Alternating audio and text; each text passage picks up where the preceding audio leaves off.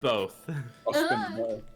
Okay, so it's been 9 weeks for us, so that's about Has 5 it actually sessions. been 9 weeks? Yeah, it's been a while, so we might be rusty. I think these metal dice are getting rusty. Actually, there's a pungent scent to them. We're gonna have to clean them. Yeah, it's probably just neck, beard, hand sweat playing D&D. Anyway. Give them a scrub with a toothbrush, baby. They'll be fine. Last time, you guys ventured to Year's Tower. Well, you were halfway up it when we started the last session. You managed to beat the puzzle of the elemental orbs and reach the pinnacle of the tower, where you found a research area / living area, which had seemed to have declined into madness. In the centre of it, a podium with an ominous book. You found archways written in chalk, an open window down into the sea below. Using Zite's eye of the... What's it called? Eye of the demon? Eye of the demon? Demon eye?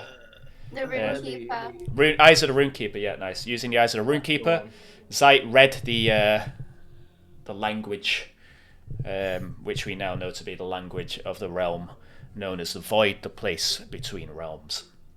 This had a bit of a detrimental effect on good old Zite's mind.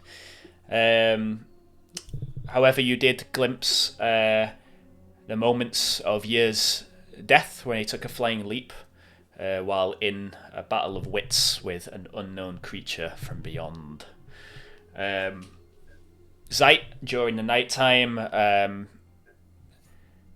fell victim to the temptations of the Void script, and during his sleep read a lot of the book.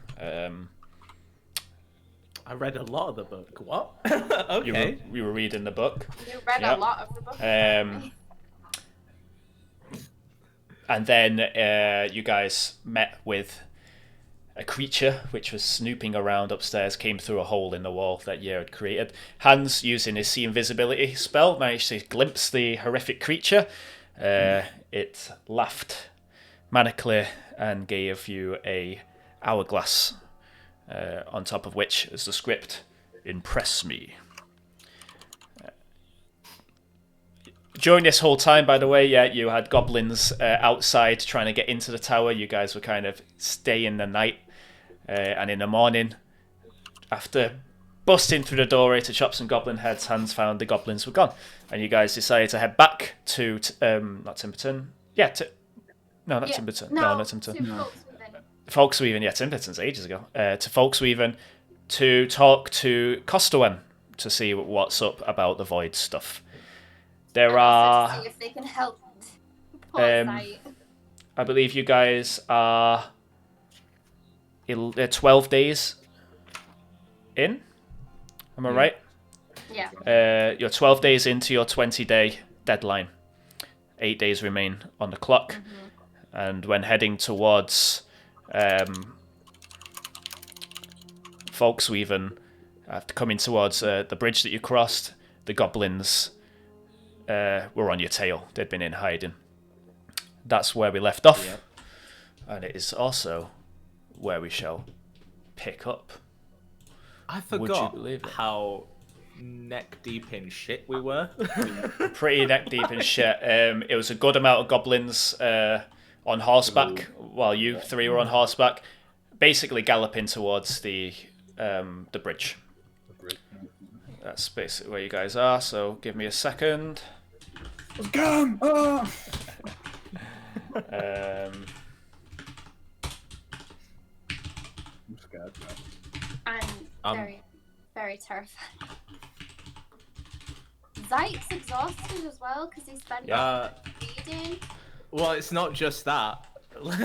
Dan hit me with something else like a day ago, and I'm like, what does it do? Yep. Because I remember you saying, remember him saying you took a point of exhaustion, so now your checks are all getting. Only your ability checks, not your just your ability weapon ones, checks. Yeah. But... Okay, I'm gonna have to ask everyone to roll initiative. Cool. Oh, Are we doing this in the mind? Yeah, this battle.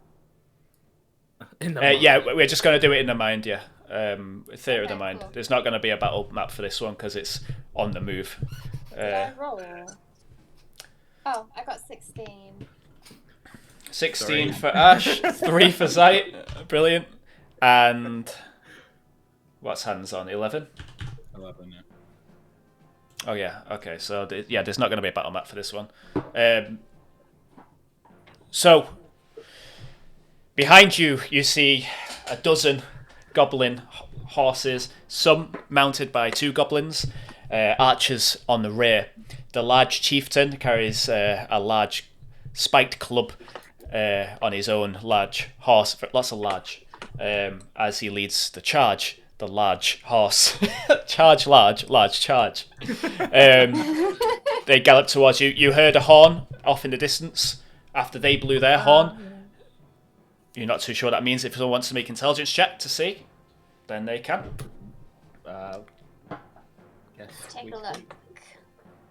I can make an intelligence. 21. Oh, 21. No, I got 20. 10 first. Oh, God damn it. Oh, you did get 10 first, yeah. Okay, so Hans, you know what? I'm gonna have given you advantage and take the 21 because this is tactics, this is battles, this is what you know. I got 15. Yeah, Ashe as well. You can probably click onto the fact that the horn is telling somebody else that they're on your trail. Who they're communicating with is probably another team of goblins. So. Yeah, there's some kind of coordinated effort going on here. Ashe, the horses, the enemy horses, are 120 feet behind you. It seems like they're gaining. You're to go first. What are you gonna do? 120 feet. Yeah, ahead of you, the bridge is a good distance off. Maybe 300, 400 feet. How much would a horse dash do? I want to say 120? They can move 60, right? Should have looked this up before, shouldn't we? Yeah, they can move 60 feet, so get you 120 feet. Nice. 120 feet. Okay. How far? You say they're about 200 feet behind us. 120 feet behind you there. About 120 feet behind us. Yeah. How far back is the guy with the horn? The leader? The big guy is the leader. Yeah. He's probably about 100 feet behind you. Well, he's 120. He's behind 120 feet behind you. The people are kind of the other goblins are behind him. Okay, so as they he's gallop. leading the charge. Yeah, he is. Okay. He's got a I'm horn going and a to- club. So I'm gonna swing my hand back very quickly, and I'm gonna draw a moon sign in the air and try and cast a moonbeam on him as he moves, because that's 120 feet. Moonbeam. Nice. Okay. Moonbeam. He has to make a check, correct? He has to make a con 14 Con 14, and it's on the spot he's on, yeah? on the spot he's on. Okay, Constitution, he gets a 12. And his horse. I need to get the horse stats up real quick. Properly. That's fine. Here's a question about Moonbeam. If another creature goes into it while you're casting it, do they then get hit as well? No, it's when it moves into a creature. Okay. So we if someone, checked just that, walked yeah. into it. When a creature enters the spell area for the first time on a turn. Oh, yeah. Yeah, it would then. It's engulfed in the flames. And Yeah, must if save. it enters it, yeah. So you could Yeah. push someone into it if you wanted to. The horse makes the check, however. The horse makes the check. Okay. Yeah. All right. So I'm gonna. Well, it still takes half, I believe. Mhm. Yeah. They Roll. take half. Roll it. The horse will take half. I will roll that. Well, so that's 11 radiant damage. Very nice. God, I miss D&D. It's been like And the horse 5 takes minutes. 5. Horse takes 5 damage. Okay. Yeah, the brilliant white beam of light comes down from the sky. Yeah, you hear his horn. as he's engulfed in the flame. He kind of falters his horn blowing skills, but you see he continues to ride and just reaches that light. Singed and burnt, he's still riding towards you. Okay, so I'm going to then take my horse's action to dash forward. Yep. So you're going a full 120 forward? I'm going to push off 120 feet ahead, yeah. Back to Volkswagen. Towards the bridge, yeah. Okay, just want to make that clear, because then I don't want to go straight into fighting. Everyone's like going away. Yeah. I'm not going to go and meet Horde. I'm headed the other way. As you dart on ahead, the other two companions of yours take notice of just what the hell's going on. The bugbear, he's a bugbear. It's a type of goblin. The stats bugbear, he's a goblin. He's a goblin, he comes flying. The chief comes. I always read the stats that I'm using. I'm like, it's a reskin. God damn it. Yeah, the chief, the goblin chief, rides manically towards you with his horse. You can see it pounding into the horse. Pulls out a javelin, and he is. Actually, no, he's not. He's caught up with Hans and Zite at this point. He's dashed 120 feet. So, Zite. Your horse is getting a morning star to the head. Okay. No, a fucking clip to the head. So that's 13 to your horse's AC. Your horse's AC is 10. Lovely. How close to Zite am I? It's up to you guys. Yeah, it's up to you guys, really. What would you have been in? I would reaction. Would you be within 5 feet of him? Would you be like right next to him as you ride, or would you be spread out a bit? I think we'd be spread out. Gotta be honest.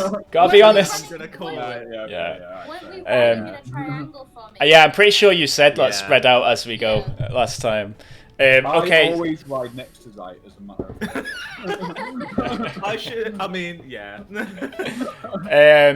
That's 8 damage towards your horse. Okay. Wait, How much health? Oh, actually, it also has a brute ability, so it's getting another. So that ups it to 14 damage. Your horse takes a club to the head and How much falters. health does the horse? 13 health. Shit. The horse tumbles forwards. I'm going to have to ask you to make a dexterity save. It's brained.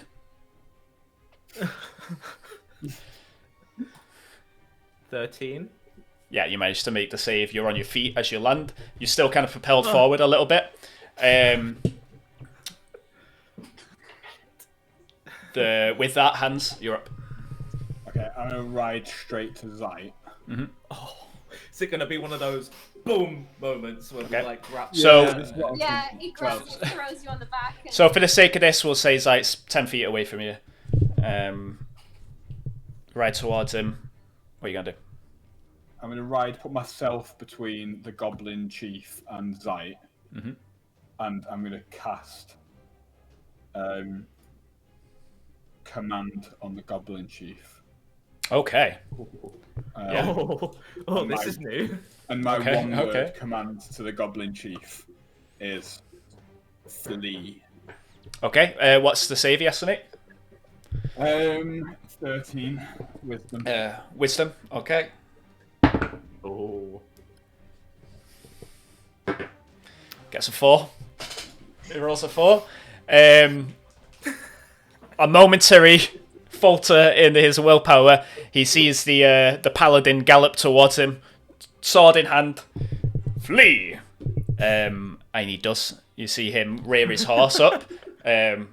He's going to flee on his next turn. He's going to start riding in the opposite direction. Anything else you want to do on your turn? Is there any way of me getting Zite on the horse at this point? Not now that you've used your action to cast a spell. Oh, I'm going to stick around here, then it feels cruel to dash off. A little bit. Let me have a look at my bonus section real quick.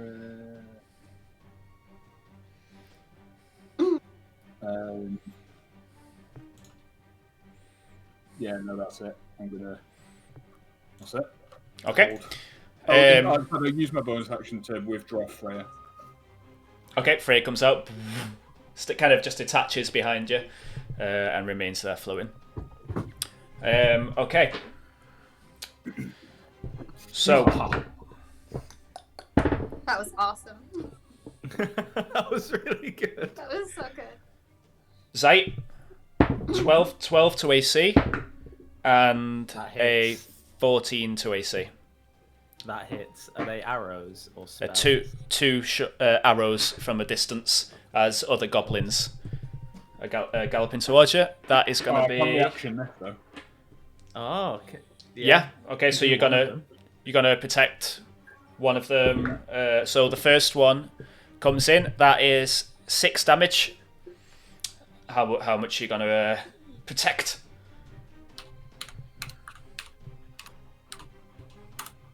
Oh, no, damn it. Been a while. Oh. 11. So the first one gets completely nullified by Freya. See it just extend out of Hans's range for a brief moment, struggling to maintain itself. Ding! The arrow, and then just snaps back to revolve around Hans. The second arrow does hit for 6 piercing damage, however. You just feel a thud in your shoulder blade as you take an arrow. It's quite a distance, it's been quite a range, so it's not quite as powerful as it would have been, but yeah. That's fine. Those 2 goblin riders are now 60 feet behind you. Another 3 riders make their way. You can see these riders as they gallop. That Undermaw, this type of Ib goblin you've seen before, spewing the briny, thick substance as it goes, leaving a foamy trail as these horses ride along the field. They get to within 10 feet of you, and all 3 of them spew from their stomach, mouth towards Hans, and 1 towards Zite. So that is some dexterity saving throws from Hans, 2 from Hans, 1 from Zite. 13. 10 and 7. Okay, so Zite, you manage. You've done one before me, so you've got a 15 there. Oh, yeah. Oh, so we got a 15 and a 10. Yeah? Yeah. Okay. So the globules of brine come towards you. The first one, Hans, comes towards you. You manage just to dodge out the way. You see it fling past. Gets to the top of your horse's head a little bit. The second one towards Zite, you manage just to dodge out the way. However, the last one does attach onto you, Hans, and knocks you prone, therefore off your horse. I'm going to have to ask you to make another dexterity save as you hit the ground. 8. 8, you're not prone on the ground now. Sick. The horse runs, it begins to run on a little bit, but it's not its turn, so it's not going to move. But it looks as if it's bolting. Zite, you're up. Okay.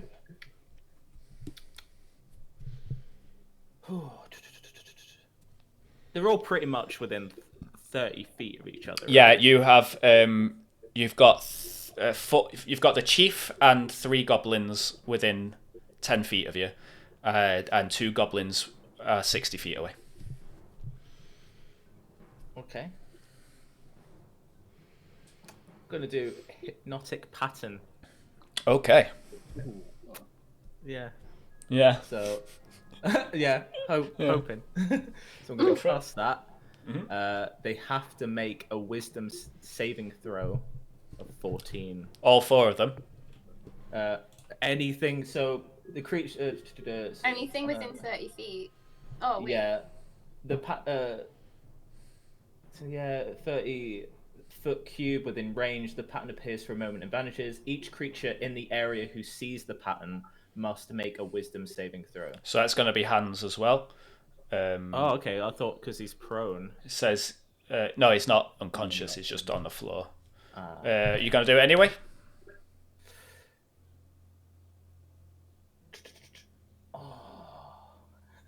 good on wisdom. Do it. Okay, yeah, I'm gonna do it because Okay. if they fail, the creature becomes charmed for the duration. While charmed by this spell, the creature is incapacitated and has a speed of 0. Brilliant. Okay. So it stops them. That's good. That's good. Yeah. All right. So, Dex, wisdom saving throws, DC 14. Need one from you, Hans. Yep. Need one for your horse as well, Hans. Oh god. Oh, fortune. Oh. Nat 20. Nat 20 from Hans. So how do you want this to look, Zite? What are you doing with your hands as you perform this? So I'm just gonna like burst it out, and because it's like air waves, I want them to have like a tint of purple, like, swirling around. So Zite Like extends his Green hand into a strange pattern.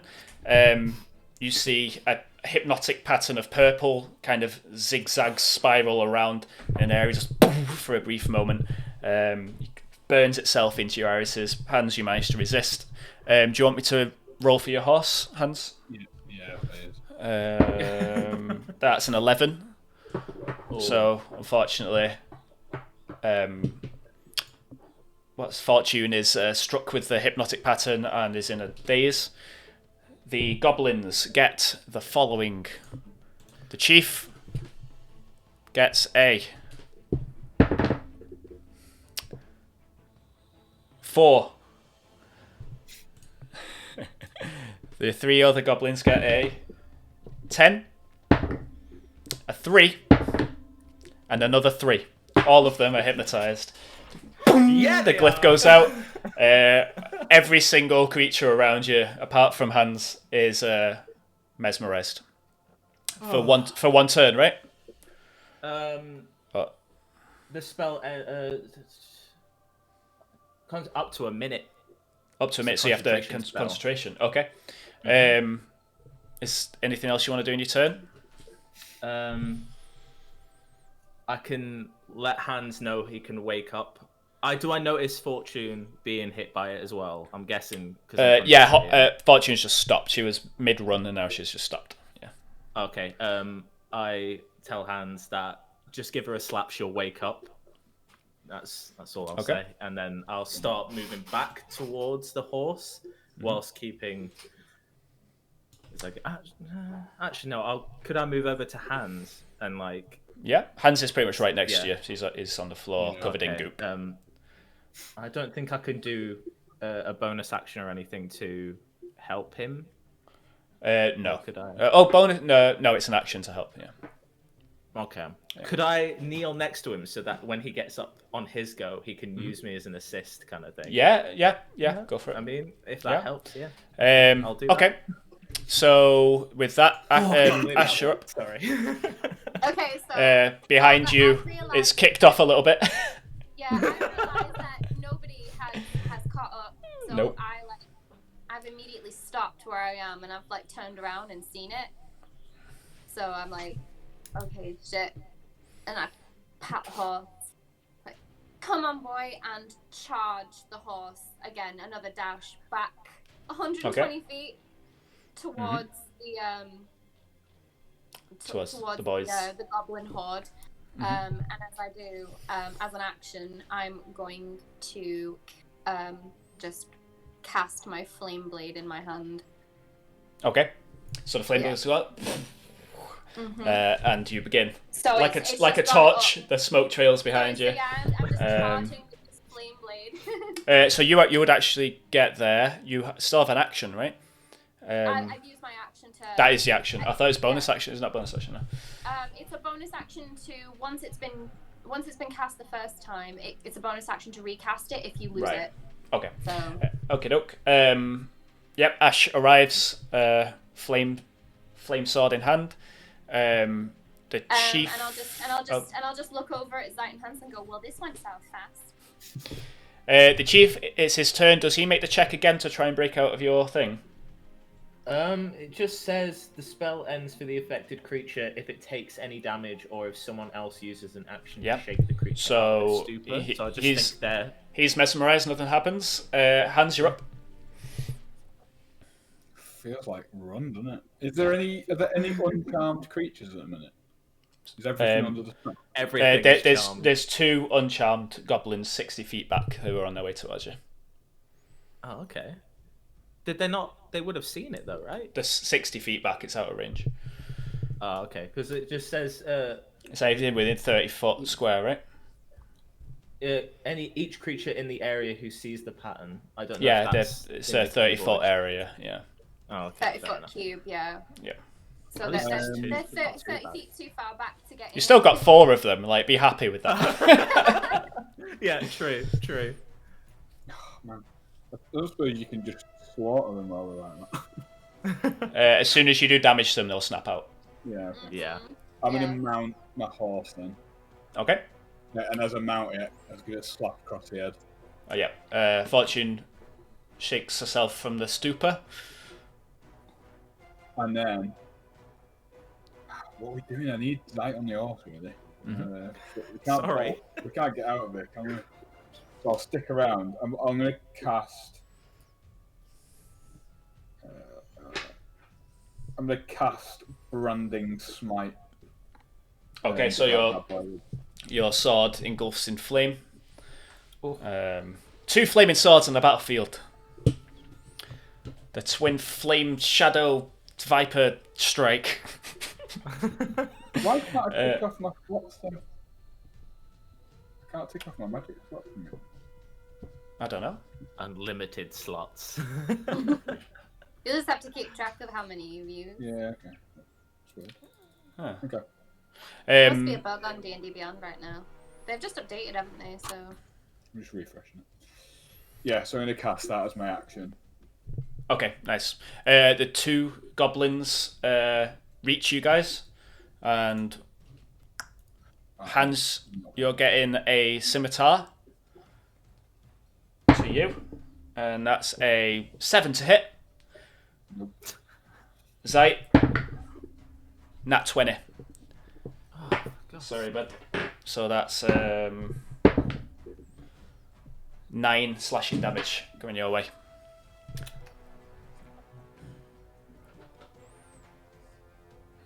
So, do I need to cast anything because it's a concentration spell, or You Yeah, do, it's a yeah. roll, yeah. So you'll need to do a con save, and it'll have to beat 10. okay? So I can just roll my Constitution. then. Constitution That's saving fine. throw. There's a separate roll for it. Saving throw. 11. 11. So you take the slash. You feel the magic kind of wane for a minute, and then you just manage to bring it back. You see everyone kind of begin to awaken, and then back into the stupor. The other 3 goblins are in their stupors. Right, it's your go.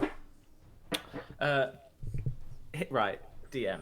Can Yes. I Misty Step onto the back of Fortune? Of course you can.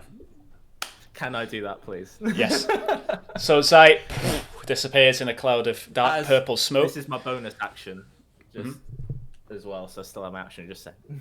And recorporealizes behind you, Hans, mounting Fortune. Nice. Lovely. How close are these goblins that attacked us just now?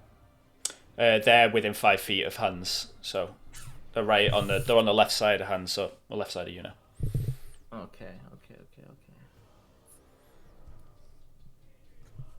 I think I might use my glaive because they're too close for me to do an attack with my Eldritch Blast because I'll get a disadvantage. So Yep. I think I'll do my glaive.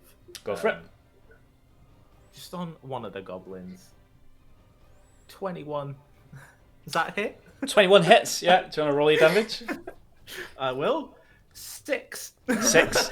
So you stab through one of the goblins. It's not looking good. It's a thin little boy. But he's holding on, but you can see him just kind of slumped over a little bit on his horse there. That's your turn. That is, yeah. Back to you, Ashe. Okay, how far away am I from that other goblin? So you charge back. I'd say charge back. I'd say you're on the other side of Hans, or actually you're probably coming from in front. So yeah, you'd be within 5 feet if you were right in front of Fortune. Okay, so I think that's about where I am, right? I kind of charged back. Yeah, you charged right towards them, right? So. Okay, so yeah, I'm gonna. Okay, right. I'm gonna try this, right? I'm going to basically jump from my horse and just try and slash down with my flame blade against this goblin. Okay, the one that Zite just hit, or the other one? The one, the other one. Okay. The other one.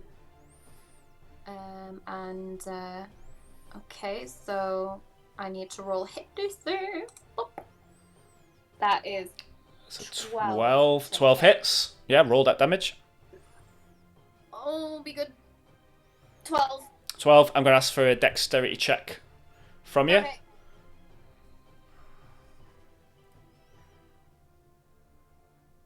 Dexterity 4. 4. So you make the swipe. You slice the goblin straight up into two. Two cindering piles of flesh fall on either side of the horse. However, as you go to jump, you realise you're not going to make it. You've overshot it a little bit, so you stay on your horse, leaving that one horse riderless. So you don't make the jump, but you do make the hit. Okay, so I'm now on the floor, kind of like. No, you're still on your horse. Oh, so I didn't make the jump. You didn't make the jump. Yet. You were gone in two, but you backed out of it. Okay, so I did. Okay. Yeah. Okay, the chief is mesmerized. Hands you up. So So have you got any? You've got movement left. You've got all your movement, Ashe. Still, by the way, for your horse. I have, yeah. I could. I'm gonna take myself up to where the other goblin is on my horse. It's right next to the other goblin. Is it right next next? I don't need yeah. to move then. Yeah, I'm just gonna keep the horse where it is. Okie doke. Yep, hands you up. So have I got one not mesmerized target a minute next to me? Yeah, and he's looking pretty brutalized. I think I'm going to brutalize him a bit more. Mm-hmm. It feels like I don't know if I should go for that chief though. He's mesmerized. Leave him be. I know, but I've got my branding smite. There's no point in using it on this pudding, is there? Pudding. I mean, I've got the rest mesmerized. If you want to then fight, we could take these two, and then we've got the big boy out. Feels like, would there be any kind of advantage for hitting him in a mesmerized state or anything? I'll say yeah. Yeah. Oh. Yeah. But as soon as we all hit him, he's out. So what? Is class is incapacitated, isn't he? So yeah, it's a. Yes. Yeah. It's for incapacitated. It's an instant crit, I believe. If you hit him. Yeah. Wait, no. That's unconscious. No, yeah. It's a advantage. Excuse me. Yeah. I think we should wake him up. Let's wake this boy up. Okay. You're just gonna walk over to him. No, just trot over to him on foot. I am on the horse with you, by the way. I know, I'm coming with. Watch the show, mate. I can't. I'm concentrating. Yeah, I'm gonna trot over to the chief. And how far is he from me? About not far. Is he like 10 feet? Yeah, he's 10 feet away from you. Yeah, so I just trot over to him. Okay. And unleash the full might of Lurkbane upon him. So attack. Where are we going? Oh, here we go. Is it shift click? Action. Oh, here we go. Yeah, so shift and is that for hitting? Yeah. Okay. Oh, 25. 25. Is that 8 or 25? What's that? 8? That 8. Oh, that's not an. That's his first roll. There's a regular. Oh, it's an advantage. Yeah. So advantage. So that's a 25 with one hand. Yeah, one hand. So 6 plus your. Plus 2d6.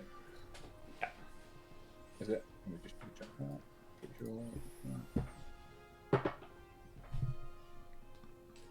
Yeah, 2d6. Yeah.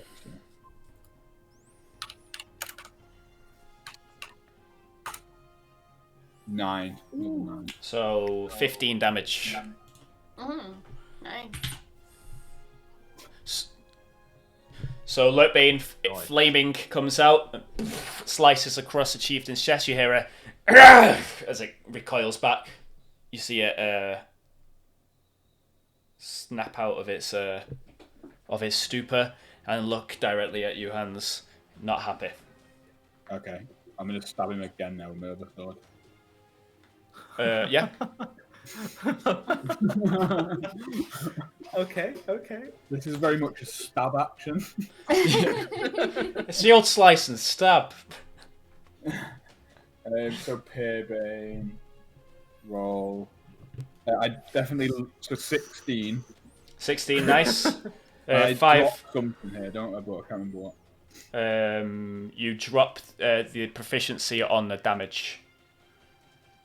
No, not on the damage. It's on the attack. On the attack roll. Okay. Yeah. So, what is that? Yours is 3 at the 10, moment. right? So 3. What is it? your proficiency bonus is a 3 because you're Oh level yeah, 5. plus 3. Yeah. So 13. So 13 does not hit. Oh, you mother. It hits his armor, but it's just not a power enough strike to pierce it. With a club through his neck. Can I do my move action then? You can. You've already moved 10 feet. What's a safe, nice Eldritch Blast distance? 300 feet, I think, for Zite. It's daft. That I moved 300 feet. Pretty sure it's 300 feet, isn't it, for you? You need to be a minimum of 10 feet let's away have a look. to use range. Yeah. 240. You're not wrong. It's close. Whatever it is, it's fucking stupid. Isn't Right. it? You have to be a minimum of 10 feet away to use range. So Yeah. about it. Yeah. Yeah. So you're going the full distance. I'm gonna wink. Well, I don't know because now I don't want to leave Ashe, but I feel it. you're on a horse, aren't you? Do it. I'm on Yeah. a horse. I'm gonna wink at the goblin and then blast away. Yeah. Okay. Full, All right. Everything we've got, full power, full impulse. All right. Oh, it's too good. Yeah, you. Fortune gallops off Zite on the back. Yeah. And off you trot, as they say. Brilliant. I love D&D. The mesmerize, Zite, you're up. Boom. Okay, so I want to Eldritch Blast the Goblin Chief, Bugbear. Yep. That's all right. Yep. It's not a bugbear. First one is 9, so that misses. Yep, 9 misses. Is terrible. Second one, because I have 2, is 11. Also misses. Also misses. Yeah. Just it's a long distance. I'm Just, moving. And you're like bouncing up and down on the horse. You're like trying to aim like this. I'm concentrating on other things. It's fine. I'm trying to keep everyone in a stupor. It's all good. All right. Anything else you want to do? I can't really do anything else. Oh, what's the range on your? No, it'll be fine. You can still concentrate from a distance, can't you? You don't have to be within that 30 foot still, do you? Let's have a look. Oh god. It's 120 foot range. Yeah, 120. Yeah. Okay, so on They're the just next turn, range. they'll snap out. Okay. Ashe, you're up. Cool. Let me take care of this little goblin real quick. And I'm just gonna like splash at the goblin boy. Yeah, the chief. I'm not near the chief yet, am I? The little one, I've got that one small goblin like right No, next to me. they're. Oh yeah, there is. Yeah, the one. Yeah, I've got like one yeah. small goblin right next to me, so okay, right. So attack it with my flame blade. Oop. That's 15 to hit. That's a hit. Yep. And it does 15 damage. The fire passes clear through the goblin's neck. Is it dead? Yeah, just a little bit. It's completely bisected, and the two Oh, it's not flaming like that. bits of Three flesh away again fall down on either side of the horse. from- Nice. 3 away from full damage. Yeah. Okay. Well, yeah. Okay. And then I'm going to use my bonus action to pull my moonbeam up and hit the chief. The moonbeam. To move It's got it, 60 I can foot move it move though, isn't it? with I believe it can only move 60 foot in a turn. It's 120 feet away.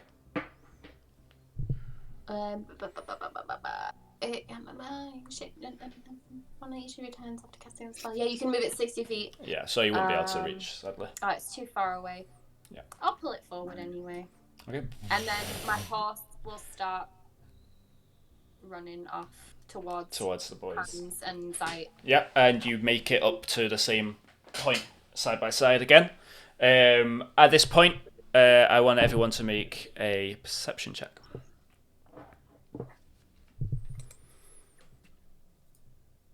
22. 22 from Hans. 8 and a 19.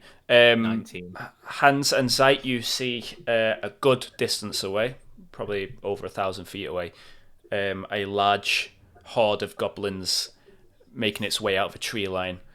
In the distance, you hear How the horn. Yeah, how many are we talking? Yeah. 35. What is large? 35! Yep. Sorry. They're a goblin good wasn't distance lying. away. Yeah. It's a big old raiding party of goblins. It seems to be who was being summoned with that horn. They start moving towards you. They are now 880 feet away. Okay. I wish I had another spell charge just so I could do another hit. Oh. Behind you, you hear the galloping of the chieftain. He gets to within range of you, Hans, and Zite, and he swings his club at Zite as he's at the back of the horse. That is a 21 to hit. Oh, Jesus, that hits. Sorry, boyo. It's alright. How many rolls do you want to do there, Dan? It's 20 piercing damage. What? Reaction! Thank you, Reaction? Hans. I was waiting. Okay. I was waiting too. I was literally just like, I'm not saying anything. I'm just waiting because he must realise. Dan, take an inspiration for not metagaming. Take an inspiration. 11.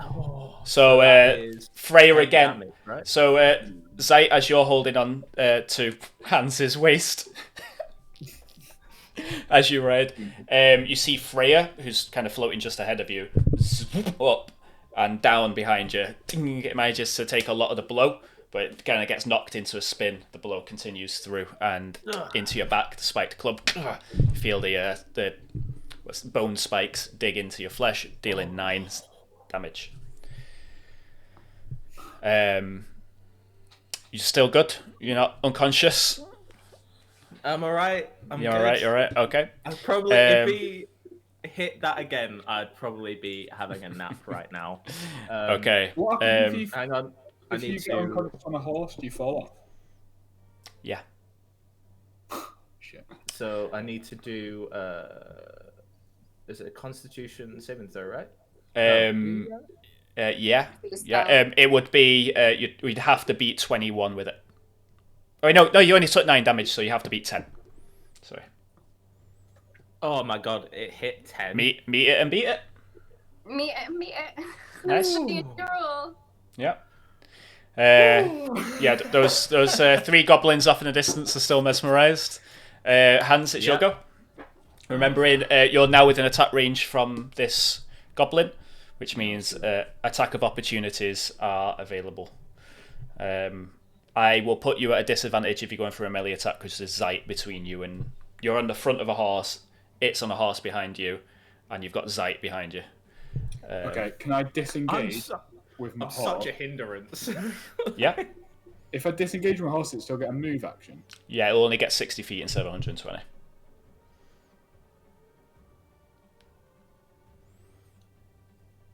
gonna disengage. Mm-hmm. Fall back. Okay. Can I do that? Are we riding at this point? We're riding. You're riding. Yeah, we're It's right behind you. It's You guys relative are basically galloping. Yeah, it's relative distance at this point. So. So I can like just pull back a little bit to give myself Yeah, a good if you- swing at him. Yeah, let's go. Yeah. Go for it. And then it'll keep them three mesmerised a bit longer because we're not gone out of their range. Then. You will have now because you're now 180 feet away. Actually, Because we've as soon as you carry on riding forward with that 60 feet forward, yeah. well, it'll be You're going 55 60 feet feet. now.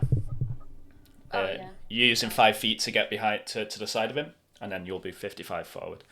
Okay, yeah? Right. Okay. Yeah. Okay, so do that, and then lurk bane him. Okay. 15. 15 does not hit. Shit, son. Okay. Dude's a chieftain.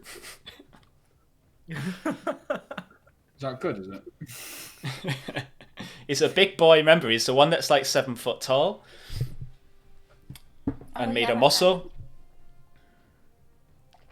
He looks like an orc, but he's not quite there. Pretty much. Big boy. It's all good.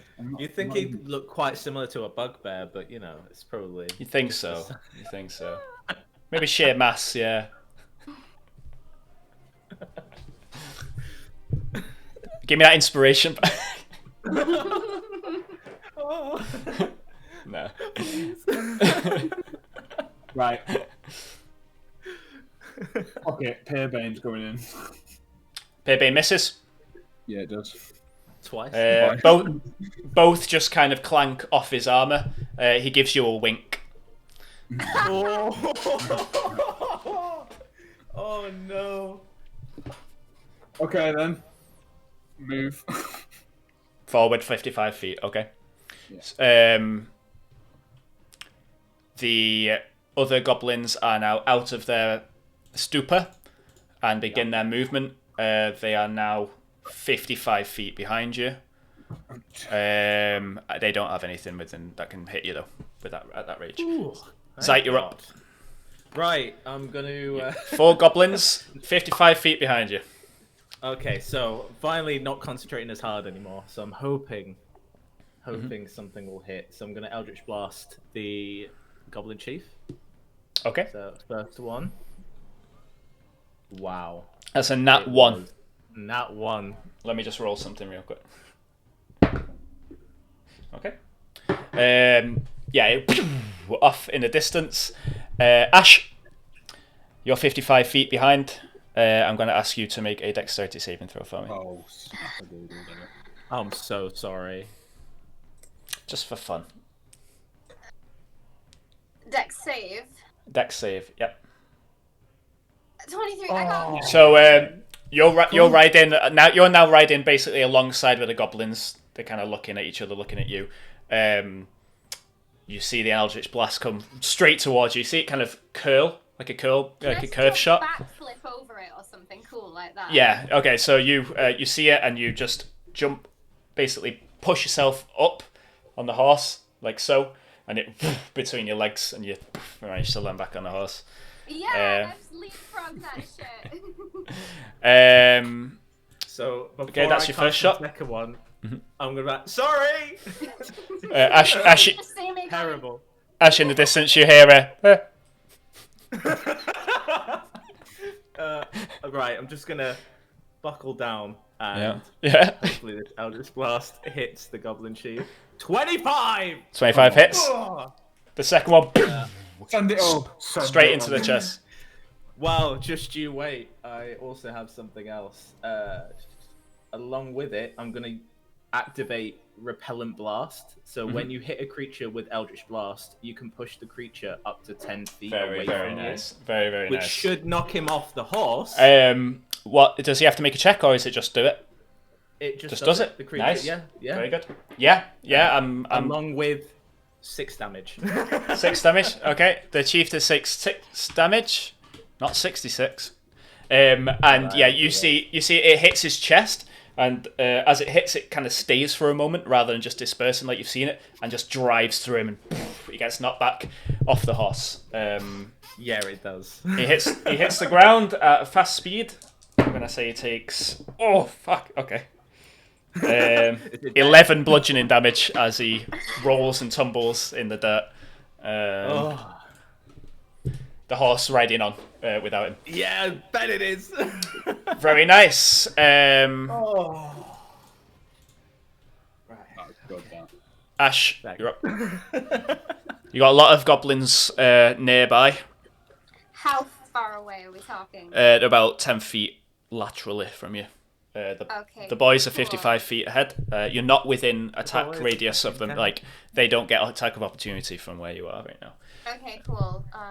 Let me check my spell really quickly.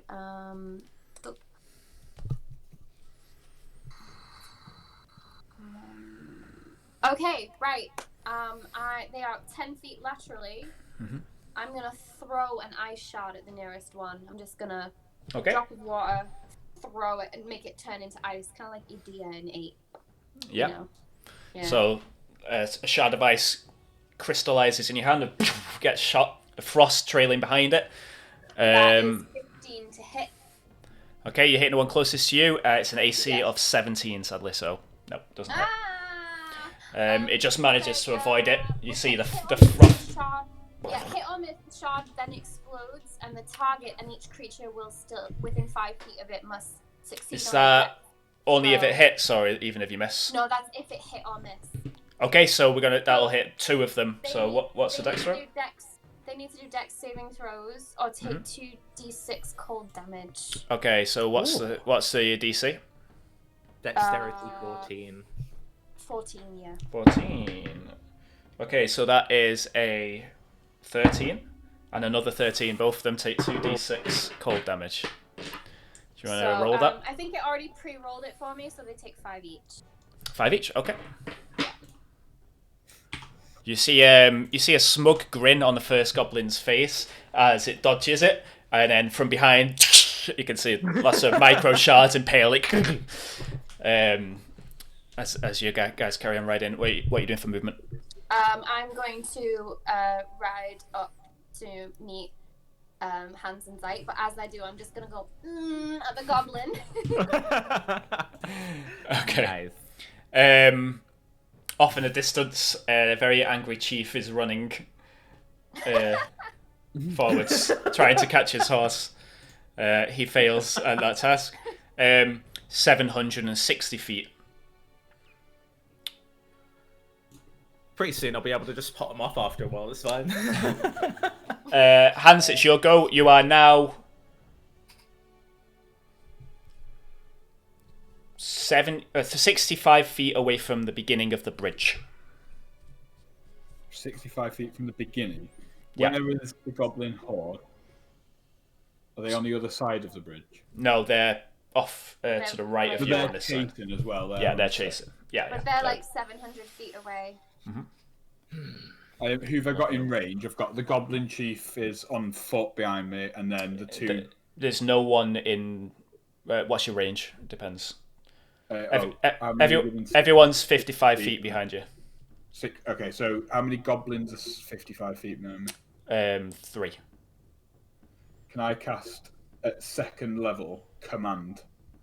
Okay. At 2 of them. Yeah. And I'm going to get 2 of them to...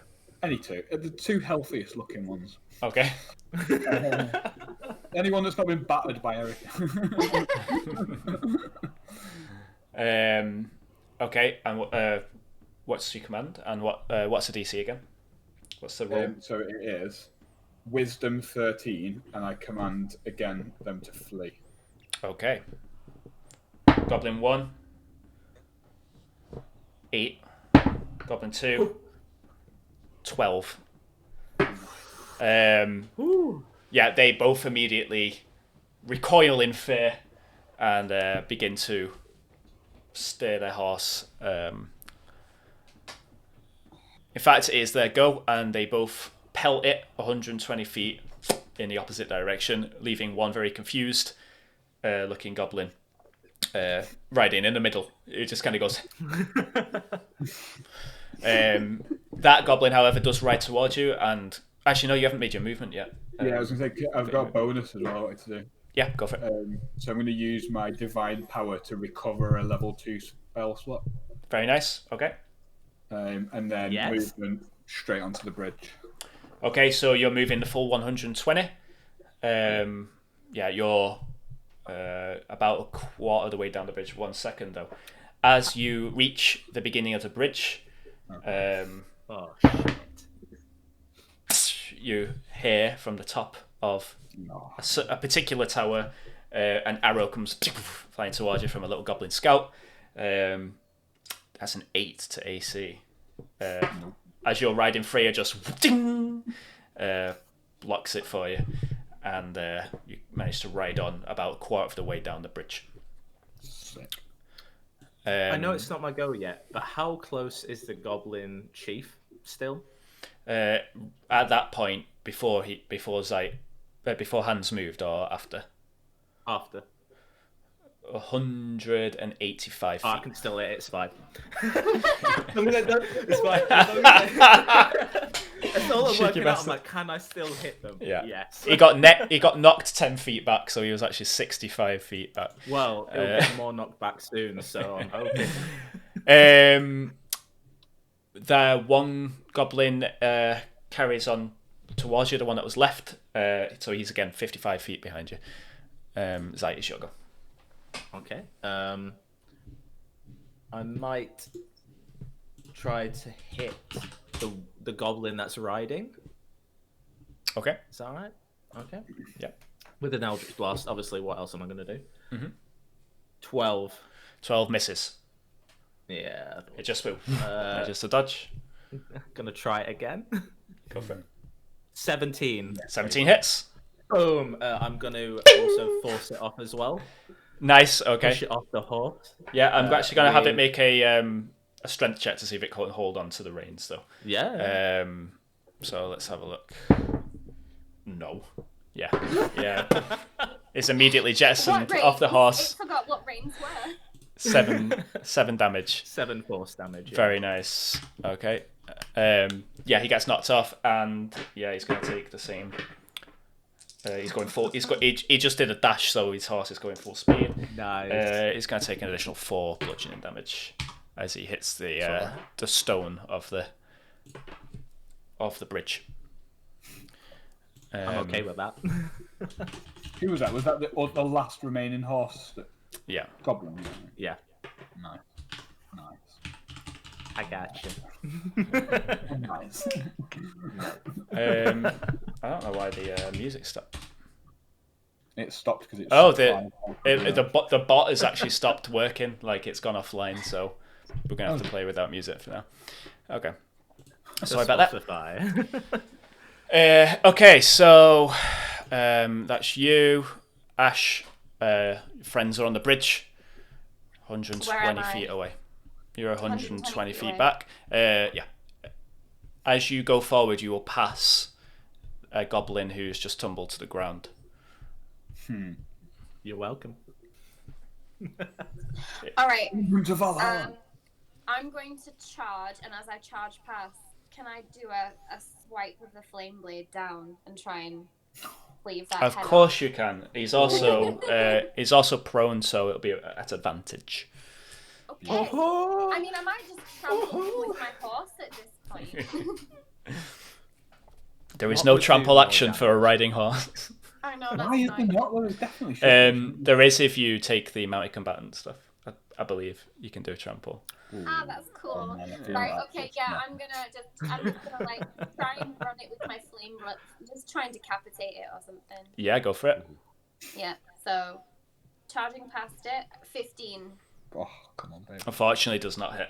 Oh, yeah, no, it doesn't. It's got an AC of 17, so. You drag the flame blade along the floor, leaving a black mark along the stone and over the goblin, but you just get all the metal, its helmet and the back of its armor. You just heat up the metal a bit. It doesn't do any damage. I've just carried on past it. And then you've carried on. Yeah. And then you meet up with the boys, so you'll be at the same level again. All right. Okay. Okay, all right. How's it going? Zite. Okay, how you doing? That goblin then gets up and starts running in the opposite direction. Zite, you go. Oh, you scared a little rabbit girl. You can see like the black line along his back as he's running. Did little rabbit girl scare you? Is it my go? Yeah. Is it? I thought it was Hans. No, you No, got Han- all the goblins and then I Hans is after Ashe. Yeah. So yeah. Okay. Because Wait, that was just Ash's turn. yeah. It was just my Oh turn. yeah, you're right. Sorry. Yeah. I was like, hang on a Hans, second. yeah. You're up. You're up. Oh yeah. Off in the distance, a chief is still. You see the chief actually. Who'd be looking back? So Zite would be looking back. You see the chief actually veer off. Looks like he's running towards his friends rather than chasing you. Still 240 feet. Okay. Yeah. Are you still going for him? Yes. It smacked me on the back. Of course, I'm gonna go for the guy. Yeah. Is now 220 feet away from you. Still within range. It's fine. Okay. Dope. So as my action, Mhm. can I just give Zite a little reach around? Yeah. I know we Course you got can. close, but not this close. I'm going to use lay on hands. Okay. Cool. Yeah, you are. I want to fully heal him, but I don't know what the number is. So I have to. Hang on. So my max is 38 and my current is 13. Work the math out because my head's 25. not working for that. So thank you. 15. Is it? 25. 25 right now. Well, that's exactly how much I've got. So take the Oh. look. Boom. Yeah. Quite confusingly, Hans's hand turns around and squeezes your thigh, right? As he does so, a radiant light spews forth across your lower body Into your and groin. up. You feel your wounds close. Renewed. I'm Thank you. witnessing such a beautiful love story. I ship it. Totally. We're broke Um, back in this motherfucker. Broke back in it. And then I will. You better believe it. Just straight over that bridge. As you're headed forward, you see a mass of figures on the other end of the bridge. Come on, be the boys. Please. As you get closer, you see on horseback multiple humans, people of Volkswagen, Northern Defence Force. Yeah. It's the boys. They begin to part to leave you. Oh, have I got the distance to be in line? You'll be about 60 feet away from the end of the bridge once you finish your 120 feet. It's a 300-foot bridge. So. Okay, so still got a bit to get to. Just a little bit, yeah.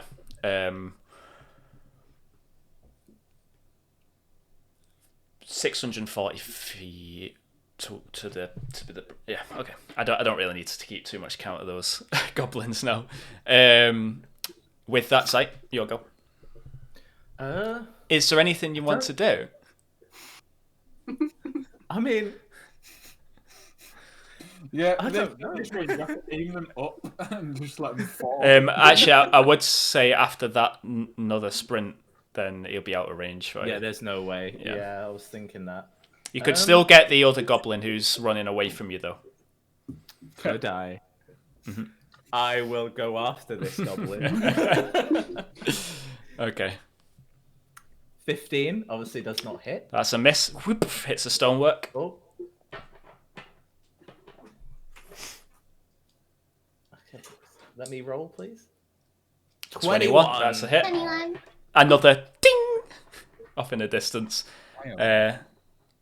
Hits for 9. What's that? Fire? Oh, would that be? Oh, that's the wrong one.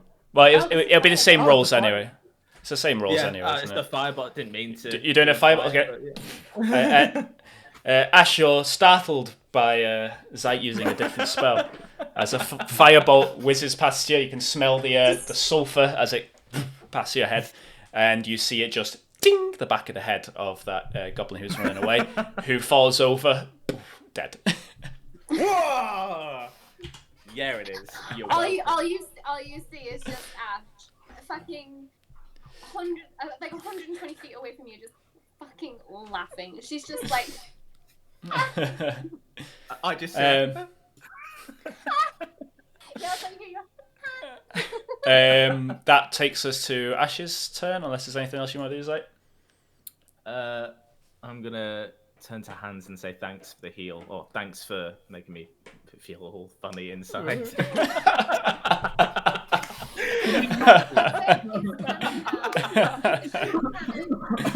No one's ever touched me that way before, Hans. Thanks. Very nice. Okay. Was that your leg? Or... Thank you for the compliment there. Okay, so Ash, that's your go.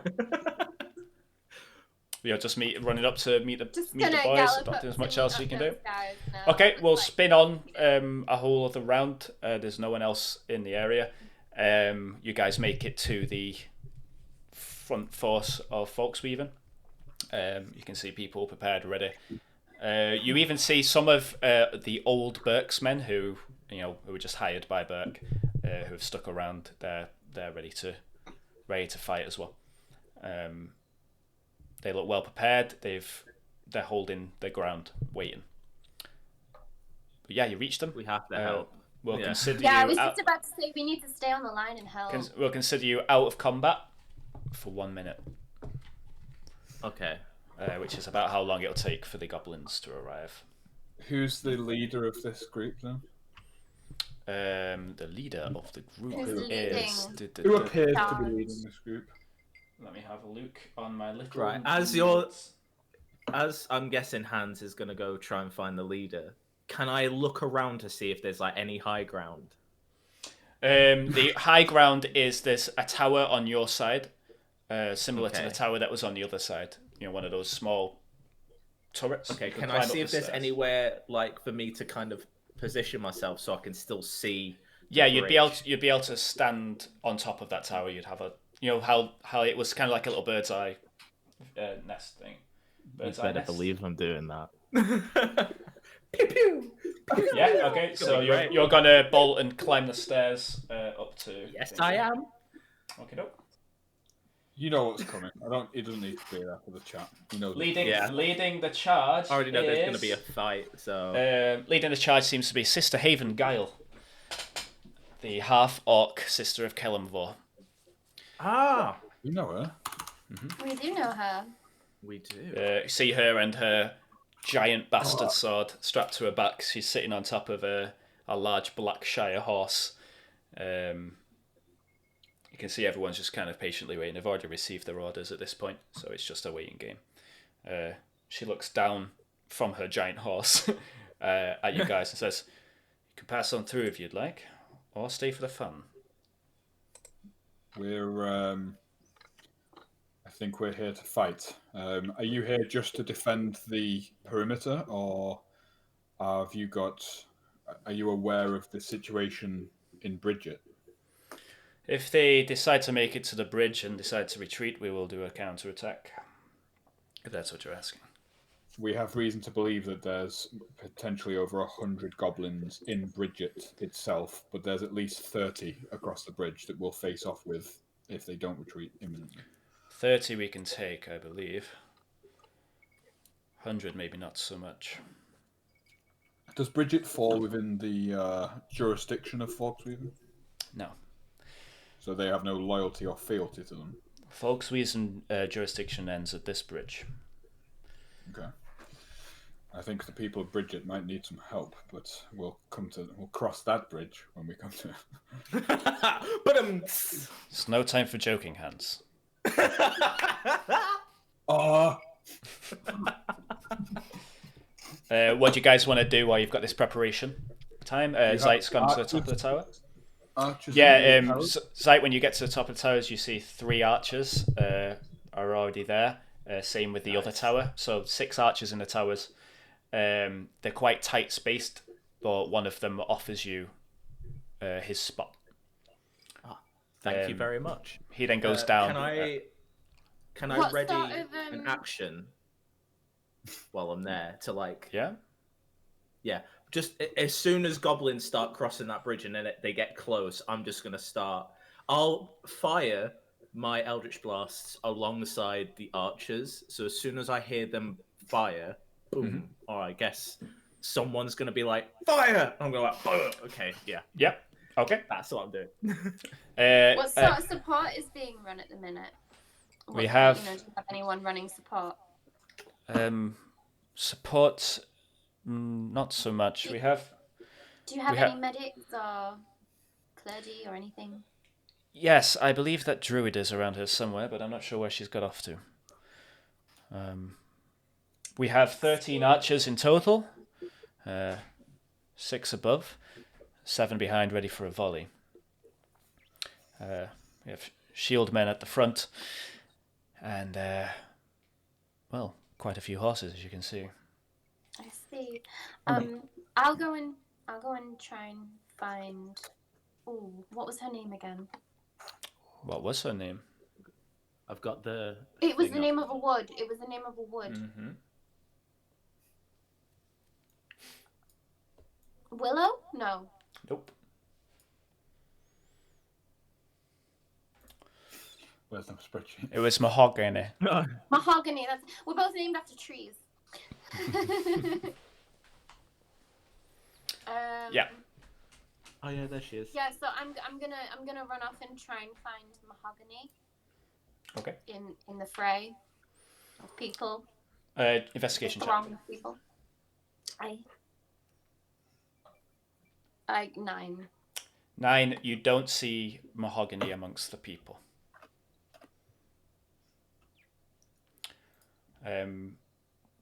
Make a nature check for me.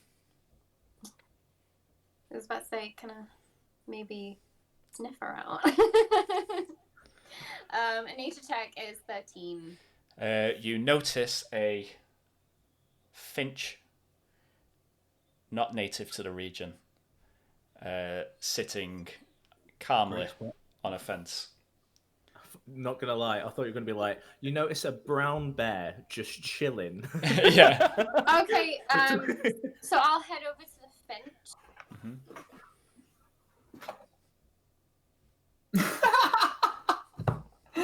I don't have speak with animals, I'm afraid. As you head over, you see her break form, and before you stands the shifter druid. So I run up to her and I go, as I just run up to her, Mahogany, you're running the front line as well? Oh, anything I can do to help? Did you meet your friend? No. Okay. I mean, obviously the situation is quite dire right now. Should we coordinate? Maybe take a flank each? My plan... We can both transform, so I was wondering. My plan is to begin combat with a stonewall spell separating half of the goblins from the other half. Nice. Once that happens, I will be tending to wounds mostly. I'll tend to wounds with you. I'll use what magic I can to make sure I keep our friends alive on the battlefield. Happy to have you here. Okay. So that's my position. Can I speak to the sister? Yeah. You've commanded the forces of battle on this scale before, right? Of course I have. In which case, tell me where you want me. You know my credentials.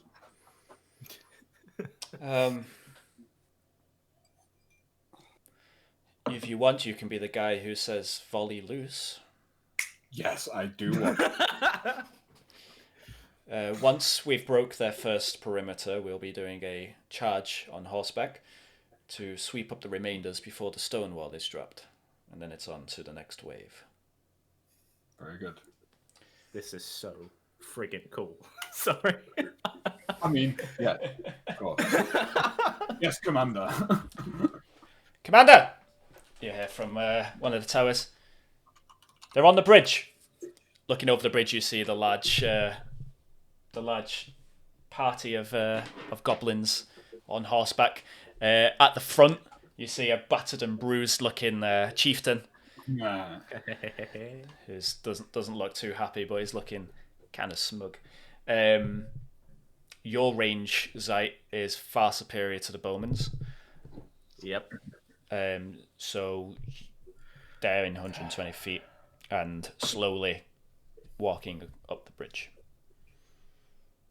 Okay. I'm gonna ask one of the archers next to me if I can. Are we waiting for someone to call the shot, or can we just shoot whenever? We wait for the commander to say the word loose. What is the range of the archers? 100 feet. Okay. I know. I'll wait for that. Okay. And then how far back is the second line of archers from the towers? Because obviously the tower in range first, aren't they? 30 feet, I'd say. Yeah, they're behind the horseback, so they're ready to loose a volley.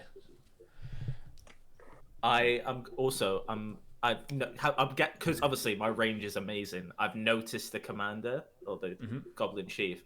I am gonna fire both of those at him, just so you know who I'm fighting at. Okay. All right. I will get him down. Okay. When the goblins get halfway across the bridge, that puts them 150 feet away and come to a stop. Oh. Okay. A wind passes. The flags on top of the towers flap against the breeze. You see the quaking hands of the bowman, a novice. Maybe he hasn't seen battle before. Beside you. Haven looks on, waiting. You see her pull from her side a broken goblin horn from previous conquest. She taunts the goblins.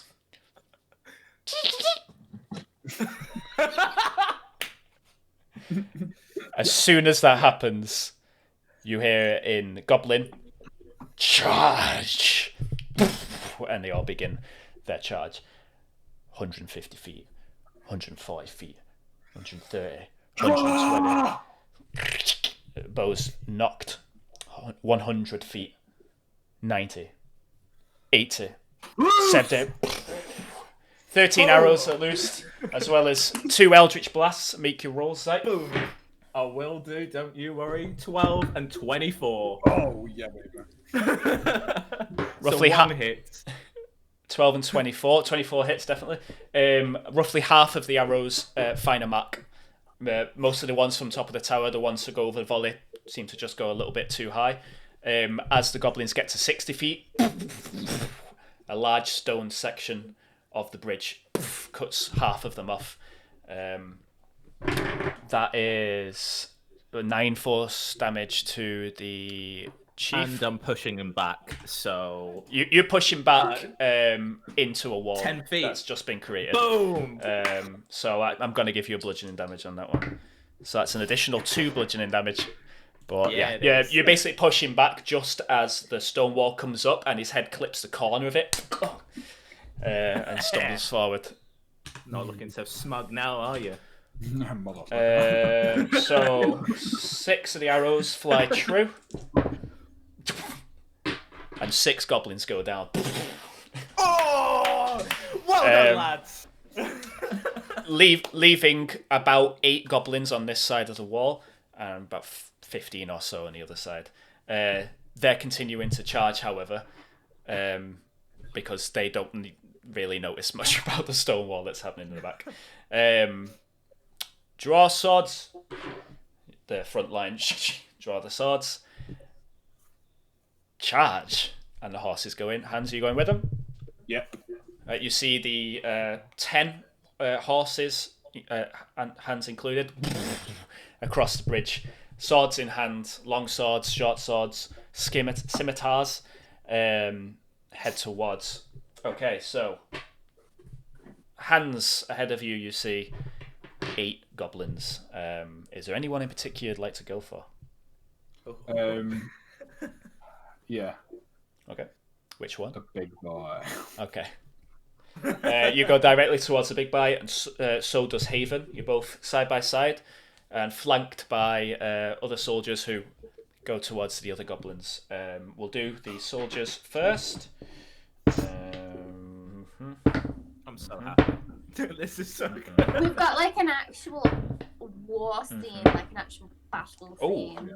It's amazing. Like large scale battles, always just there's something about them that tickles me in the right places. As the soldiers go into the remaining 7 goblins, they find their mark true. Apart from 2 of the humans, one of which sword goes in and is booted off with a shield, and he actually tumbles off the bridge. His horse is still on the field. They actually deal. Okay, so half of them deal enough damage to kill 4 of the goblins as the stabs go in. The other half do some damage, some wounds, but not quite enough. Haven makes her go with her greatsword, comes out 2-handed while on a horse, uses the momentum to sweep around towards the chieftain's head. That's a nat 20. Oh my god. And that is 17 slashing damage. Oh man. If that head hasn't come off. It does go, it hits the helmet of the chieftain and slides into the neck, embedding in. The chieftain does seem to be hanging on by a thread. Oh. Hands. It's your move. There's a large bastard sword basically lined from Haven into the neck of the... Well, it's got a bit on it to be good, but I'm kind of thinking I'm angling down at the sword and then using it as a slide, essentially. For doing that, I will give you advantage on the attack. Because that's fucking awesome. That's pretty cool. Yeah. Only 11. And 11, unfortunately. You don't hit with that one. Sad times. Bad times indeed. So I'll throw Pearbane into the mix now. Mm-hmm. Oh! 24 hits. 21, yeah. 21. Yep, that hits. 8, yeah. How do you want to do it? So obviously I've just slid this down, but not quite at the mark. Mm-hmm. But Pearbane comes out on the left side and just goes for straight through his noodle. Yeah. So the Pearbane comes through, just skewering. I want to shish kebab him. Yeah. It pierces through the helm, and you feel a crunch as it splits the skull and comes out the other side. The chieftain slumps over dead. Beautiful.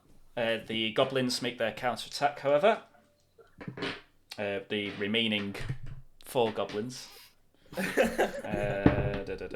Hands, you are getting a...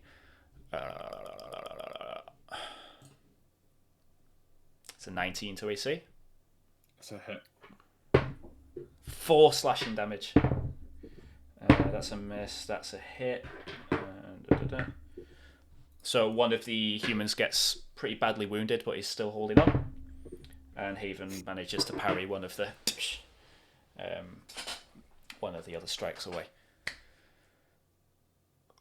It is the archer's turn, including... well, actually, we'll go Ashe. Is there anything you'd like to do at this point? Everyone seems to be doing a pretty decent job. There's one wounded fella on the battlefield. I mean, can I get to anyone who needs healing? You can run forward, and if you're using... What are you using to heal? I'll run forward, and I'll just push from my chest like this aura that almost looks like moon particles, and then just push it up to the ceiling and cast Aura of Vitality. Basically, anyone within a 30-foot bubble of me, I'll cast it here so you can see. Do you want to be on horseback then and ride in with it? And that way you could reach him. Yeah, I'll be, yeah. So, Ashe dives into combat, and this sphere of light projects out. You can see these little floating, twinkling particles. That guy is AOE heal. That guy is fully healed. With that. Nice.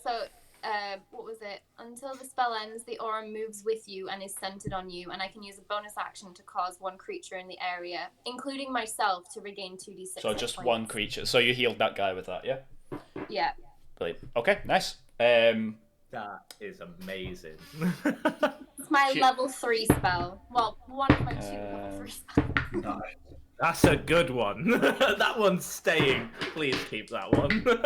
The soldiers take out 2 more goblins. Hans, you've got 2 goblins next to you. Haven hits and does a that also slays one of the goblins. So there's 1 goblin left. Yeah. Oh, Zite, if you want to take him out, you probably go first. I'll try. Yes, please. Actually, we'll do a full volley on this one guy, shall we? Oh. Well, one of them hits, which is an 18. An 18. Okay. Yeah. You hit that guy. Do you want to? Yeah, that's enough. You smash him against the wall again. And I'm just like that about to, and then yeah, you're about to swing and poof, you see, you just get smashed. Are we doing a Helm's Deep Lord of the Rings thing? Yeah. The archers have run forward now and fire a volley over the stone wall in hopes to thin the crowd. That's what I would have had them do, by the way. Okay, so I would have had that. All archers hit. Nice. These guys are MVPs, man. Taking out a good bunch of the goblins on the other side. 8 goblins go down on the other side.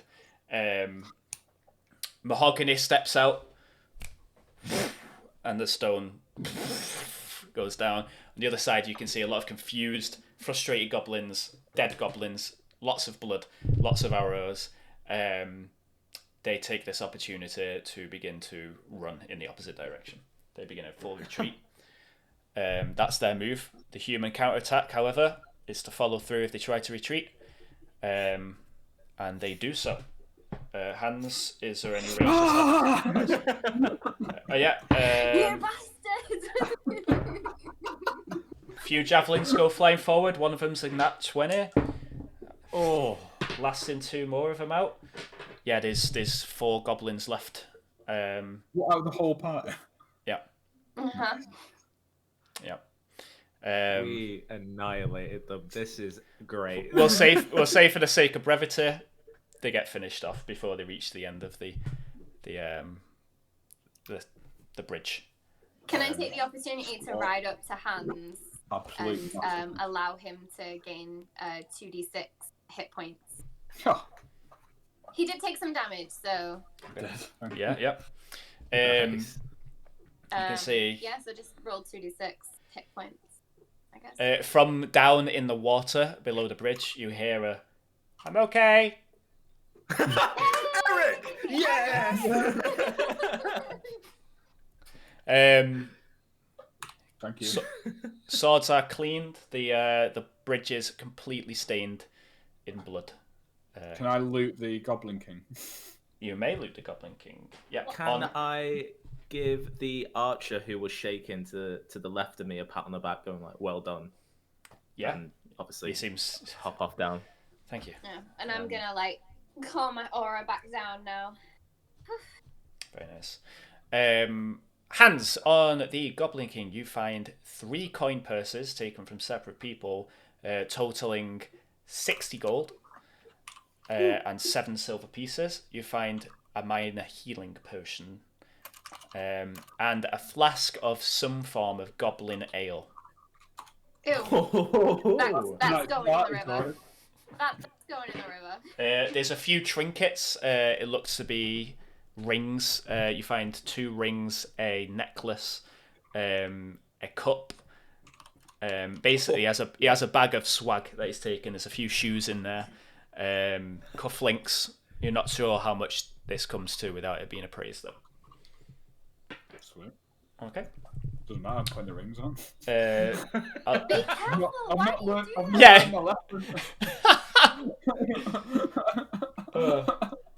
There, I'm like watching him. I'm like, why? What? Have you not learned your lesson? Pardon? Like putting on the shoes, like. Hans is just walking back. Hans is just walking back to the rest of the party, like covered in swag. From a distance, you you see a lot of the fellas are patting each other on the back. There, you hear a lot of laughing, looting of goblins. There's a lot of horses which are reared and taken, the ones that haven't been skewered by arrows. A lot of horses are taken back. It's about 6 or 7 horses are actually gained from this combat and taken back to Folksweethen. I'm gonna go over to what's the name, Haven. Mm-hmm. Yeah, I'm gonna ask her and go. Do we know if there are any more up to the north, or is that the lot of them?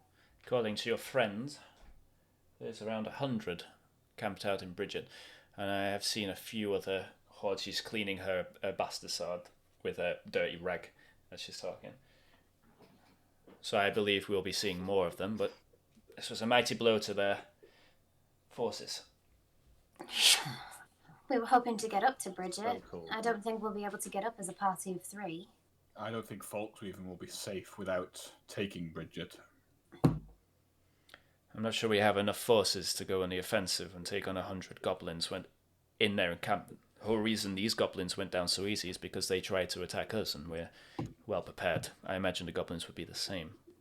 We may be able to lure them out, though. I was about to say, what if we used ourselves as bait and lure them back this way? My knowledge on Ib goblins is limited, but I believe there is a command structure with most tribal creatures. Taking out the head tends to unravel the rest. If you could sneak in there, take out whoever's leading them, they'd be a lot easier for us to clean up. The big old grotesque queen we heard so much about.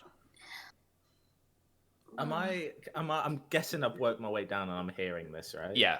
Mm-hmm. Okay. Everyone's kind of packing and starting to head towards Folksweethen. Well, I'm not willing to expend men on going against them while they're fully defended. But I won't be commanding these men for long. We're headed to Ilmark soon. Who will be commanding them? Who have the council decided will be head of the military? They have not decided on that yet, I'm afraid. There isn't really anybody here that has much military experience. I kind of like elbow Hans a little bit. I'm the only one who's ever served properly in an armed force. Uriel has some knowledge of combat from his highborn training, but I don't think he's experienced enough to handle a campaign like this.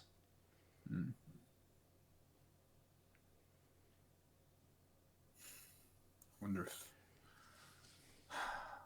it's unlikely the elves would help or gain anything from this.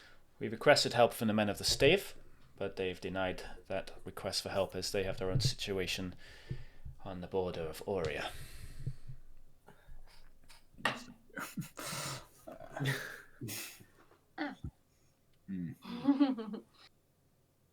Well, at least the lands will be a little safer for a while. Definitely. They tend to mostly attack people who go into their ground, so... Does it matter not to the people of Folksweethen that Bridget is lost? That the people that they knew, the trade, is gone? Yeah, you have to remember these people didn't know them. They're all new. Oh, yes. Everyone who lived in Folksweethen and might have friends up there are comatose. Yes. Very well. We'll have to make do. We'll have to make do and see if we can nip it in the bud, as they say. Very big, ugly, grotesque goblin queen bud.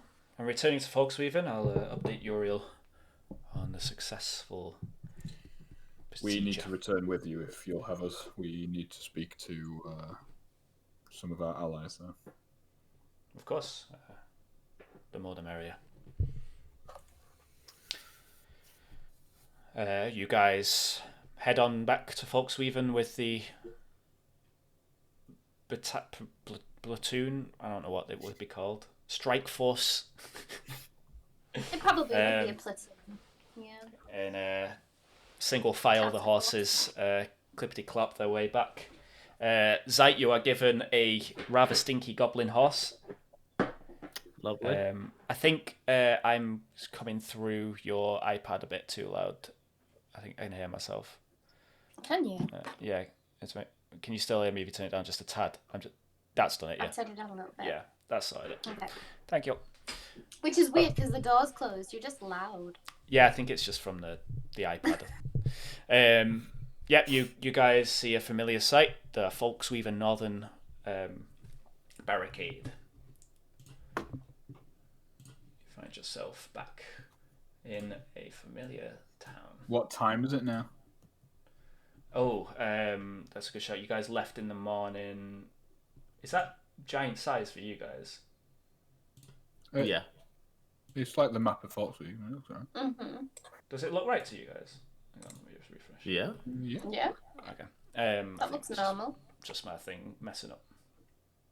Yeah, there it is. Okay. Yeah, so you guys come in from the north. It would be around 4 p.m. I think. The ride down from the bridge was... Actually, no, it wasn't that. It's about 2 hours, so yeah, it'd be about 2 p.m. Actually, no, we'll say 12 because you guys left in the morning and basically ran here, so yeah, it's about 12. Okay. Should we head straight for the well site? And I think so. I think it's probably the best course of action. I mean, there's nothing else we can really do. I mean, if you want to go see Uriel afterwards and see if he can help us with Bridget, but I think it's for not now, unlikely they'll commit any forces. They potentially could give us a couple of people to help us even the odds, but or he might know of a way into Bridget. That's not a common way in. A way that Might might give us a little get bit us of in. advantage. Yeah, get us a little bit more undetected. Yeah. I think that's the plan. I think the old well first and then Uriel and see if he has anything for us. can I just slip the two guys as well, you two, 20 gold each? From Nice. no, Lovely. Thanks for the pocket money. add that into the old coffers. Might as well, yeah. Not everything should go into the agency fund. Sometimes we need some splash cash. Okay. Wonderful. So you guys head straight towards the old well. Yeah. Okay. You see a familiar mechanical sight in front of you. The old well with a metallic pipe sticking out the ground. Oh shit! I meant to. Oh, no, it's fine. I'll step forward. Come on, guys. I can remember the password. Sick. Nice. Willow Woods. Oh yeah. As you see that, you see the platform unlock. Stepping on, it begins to lower down to the bottom of the well. And Costawan's little research place, little hidey hole. As you enter, you hear the smacking of hammer on anvil in the distance. The torches are unlit. It's very dark in the main antechamber. As you walk in, however, they spurt to life. And you hear off in the distance, yes, 1 second. After about 3 minutes, is there anything you want to do? You're here in Costawan's main, it's a long corridor. There's 2 doors on each side and one right down the centre. there's also all kinds of little bits and I'll bobs. I'll browse around and take a look at some of the interesting objects he's got. Yeah. Okay. You're drawn to a statue. Ashe. 1 second, please. It is a statue of a tall creature, life size. It stands enshrined in, it's almost altar-like. Ahead of it is an altar. Standing like this, a tall creature, 8 foot high, long and slender with a very long neck, tapers round, 2 very large eyes sunk into its head and a small mouth, long fingers, long arms, long legs, very thin, fragile and robed, stands looking down at you. There is no scripture of any kind on the altar. So I'm just gonna tilt my head and just stare fixed at the face of this statued creature. Do you want to give me a charisma saving throw? That's not gonna end well. Charisma saving throw. 18. Okay. As you stare into the eyes of the statue, you begin to feel your mind wander to a happy place. You're taken back to your town. You see it unharmed, people going about their business. You find yourself almost as if you slipped into a memory, but not a specific one, just a memory of the place. It begins to solidify around you, and you find yourself as if walking in a lucid dream for a moment. But you're fully aware of the fact that you could break out of it at any time you wanted. But you are free to explore. That's cool. I'm like looking around, just like it's very strange to me to see it in such a state. And I'll start wandering towards the parts of the village that I know wouldn't be there anymore. Yeah, as you're walking through the village of Silverborough, you see many of the houses, the stone circle fully intact. You see some of the bitchy druids are clicking around. You see a halfling who you know to be the Ludo, the brewmaster, going about his business. You see a very familiar large friend of yours who makes eye contact to me, and there you are, and stumps towards you, his large 2-handed sword behind him. You're not supposed to wander off. You know that, right? I know you know that because we've had this conversation 20 dozen times. Okay, so you stick by me, yeah? And if you're wandering off into the woods, that's fine. You just tell me first, and then I protect you because, well, that's my job, isn't it? Where are we going? What are you doing? What have you been up to? You hurt? Are you okay? Hello? Are you real? Well, I like to think so, but who can tell? I kind of like reach out. Have you been eating those mushrooms again? I like reach out and like, this is incredible. And I'm like, well, I have been working touching his arm and like. Well, thanks for noticing. Do I need to get old-tailed? Are you okay? You've not been hanging with those loxodons again, have you? Yeah. No. Because that's not juice. That's... No, I know. Yeah? And what? No. The image begins to fade. And you find yourself in front of the statue. I'm going to go over to her. Are you okay? Too weird. What's the matter? Mm. It's a bit ugly. I wasn't here for a second. You I were. was You back were just. home. Yeah. That was weird. Have I been stood here the whole time? Yeah. Have I been talking to myself? No, she's just been stood there, kind of staring into the eyes. You were just stood, looking at this weird contraption. Charisma saving throw. Me. Oh god. I don't like that thing. 23. The image of the statue falls to a black, and you find yourself stood the main market street of Boothbrook. As you stand there, you hear a large horn and see a large ship pulling into port. You know this instantly to be the Cura Dam.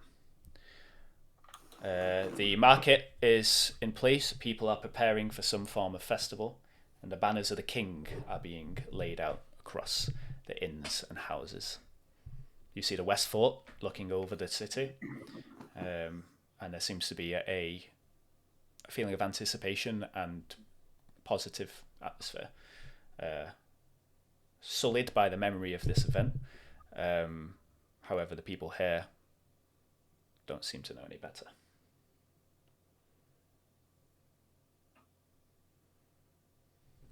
Can I wander down to the harbour? Yep.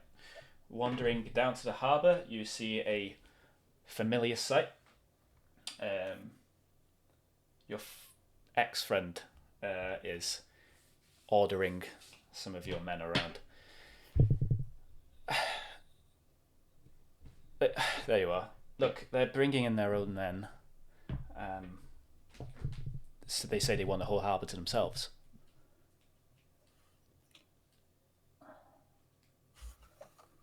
Keep an eye on them. Well, yeah, but... Keep an eye on them. Okay. You're still meeting at the training yard later? Yes. Okay, I think Freya's waiting for you up there. And as well as Walbert. What's your problem with Walbert? His second name is Hay Baler. It's not exactly good stock. You shouldn't be hanging around that time. Is it just snob? Well, yes. Am I fully thinking as well? Fully aware of me? You're fully lucid, yeah. You know that you could snap out of this any moment. Look, we've got about 10 minutes before they dock.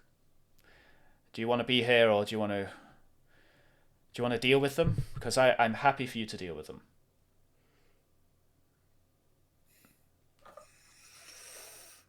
You snapping out? Yeah. The image fades, and you find yourself back in Costavan's room.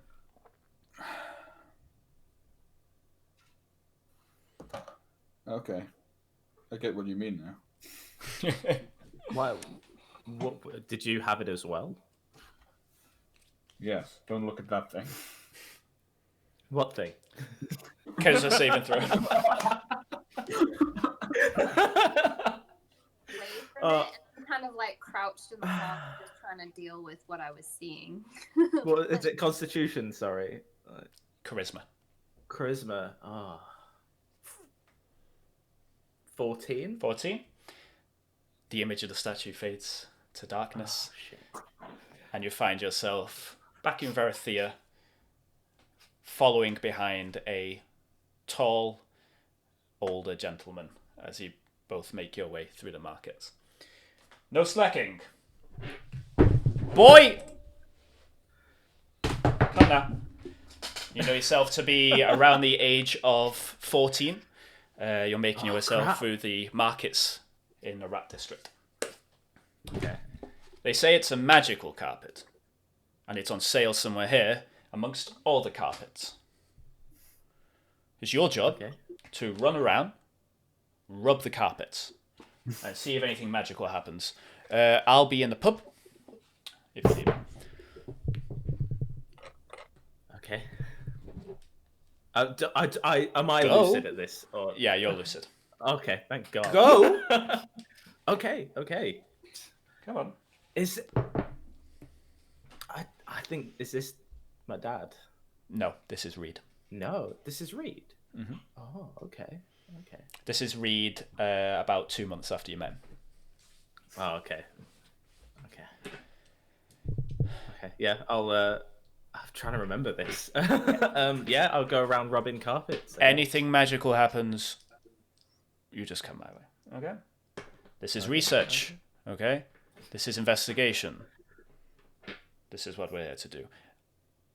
I'm not in the pub drinking, okay? I'm talking to contacts, so...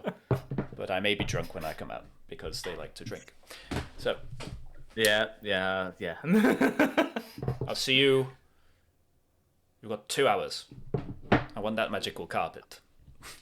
Do I remember this? I'm trying to... You remember this, yeah. This is a moment for your Okay. past. Okay. Around you, the bustling markets. It's a market that... You're actually in the Ram markets. It's a market that you've actually been to with Hans. Yeah, there's lots of fabrics, lots of carpets, all curled up on racks. Lots of people just trying to sell them. Can I do... can I just try and remember the carpet that I needed to rub? Because... Yeah, I'm not going to go do that whole thing again. You find yourself drawn to a large purple carpet, and the memory of it, the sight of it, fills you with dread. Oh shit! I'm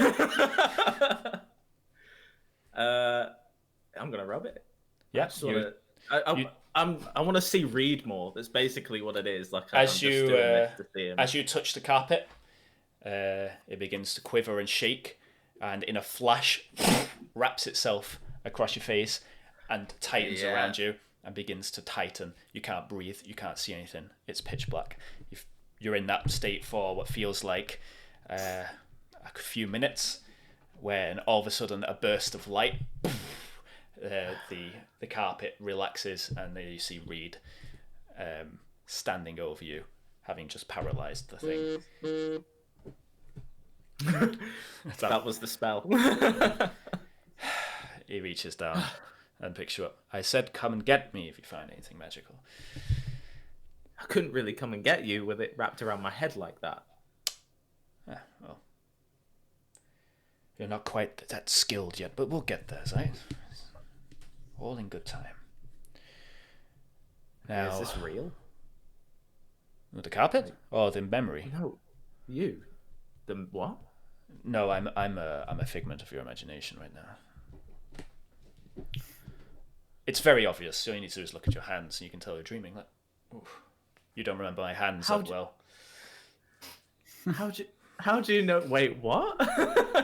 How do you know this is not real? Like, if this is supposed to be a memory, how? I investigate magical objects. I know when I'm a figment of someone's imagination. So do you know what's happened? Well, no, that's why I'm kind of in this place at the moment. But, I mean, actually, do you know anything of the void? Is it void? Yeah, the void. You should speak in hushed tongues when talking of such matters. It's forbidden knowledge. I mean, we're in a memory right now. I feel like I could just talk about anything at this point. It's a good point. Well made. I did learn from the best. The void is a place between realms. It can be harnessed for very powerful magics, but was banned a good 600 years ago after the War of the Archers. The armies of Curia used void spells to transport their armies across Pendlescape. Seemed to be going well at first, and they were, for all intents and purposes, winning the war. But they didn't know the price of such nefarious magics, and they paid for it with blood. One of their armies disappeared for 3 days, slipped through one of the arches, a portal. Wait, do you know what they look like? Are they just a black arch? They come in many forms. The ones that were used by Curia were made of a black crystal, giant in size to transport armies. But yes, a lot of the magic is based on creating doorways between places. It's one of the reasons the void is used to slip between realms, without the watchful eye of people who might be looking at the astral plane.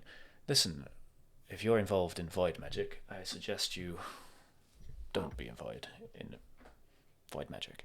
That army went missing for 3 days and re-emerged exactly where it was supposed to. In hope.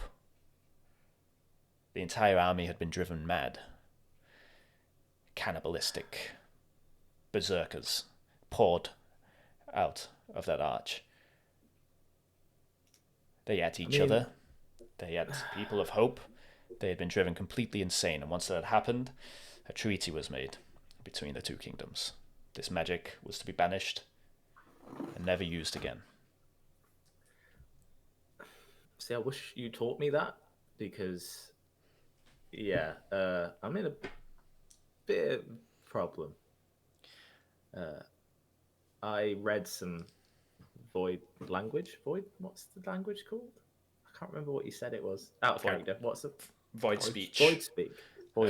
Void script is the font. The void script. I'm gonna write that down. Like all magic, it manipulates the weave through sound and words, incantations. However, void script, void speech, rather than subtly manipulating the weave, tends to have a way of slicing its way through, ripping the weave. It's a very powerful and potent language.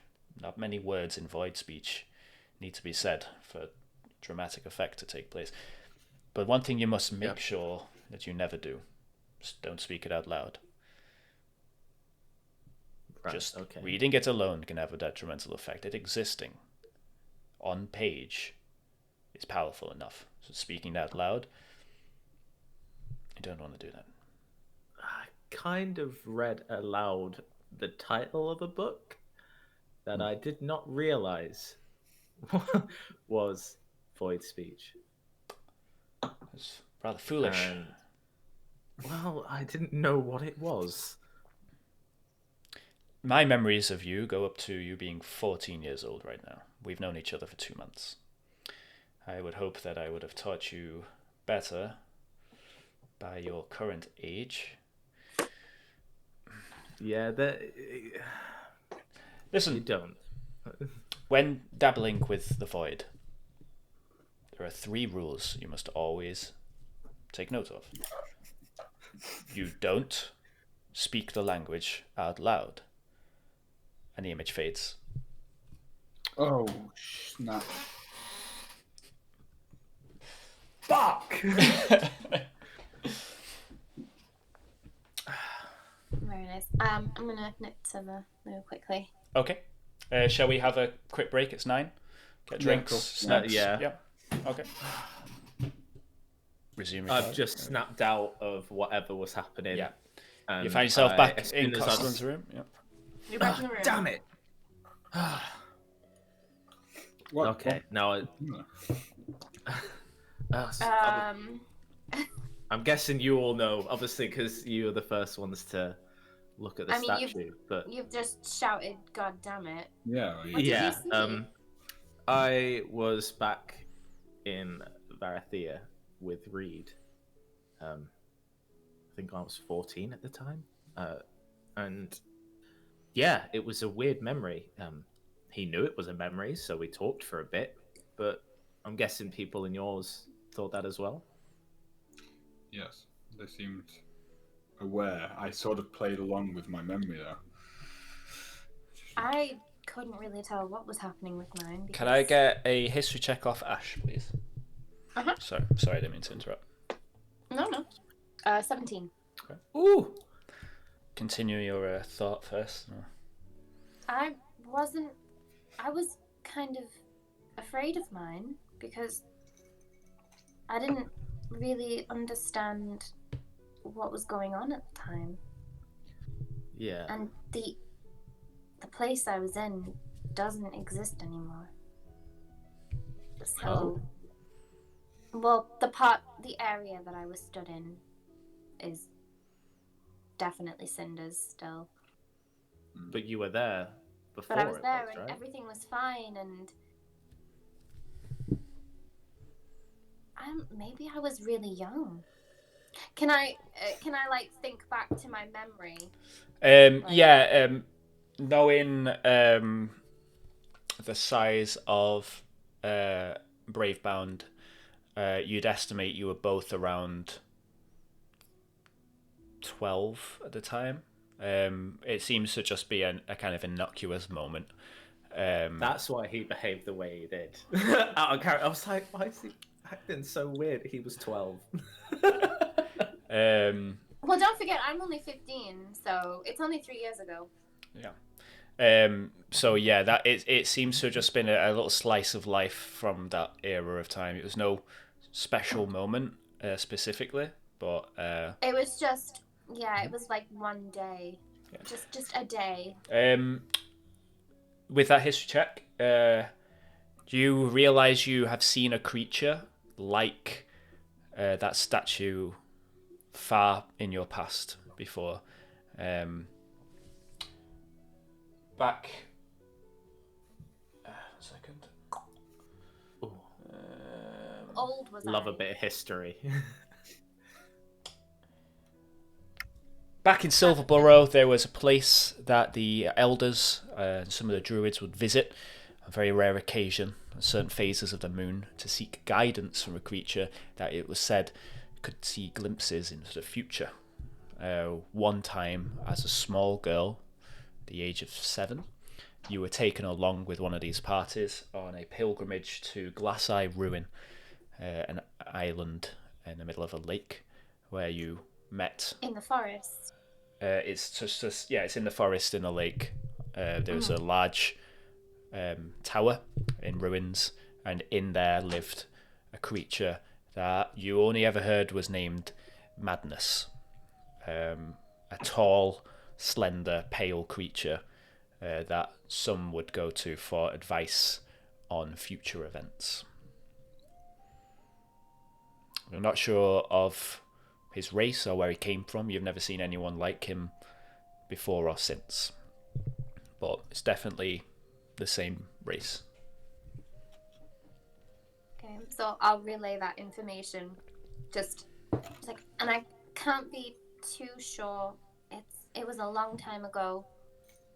As you're finishing that sentence, Costuan walks in and says, "Wire wardens," and begins to walk towards you.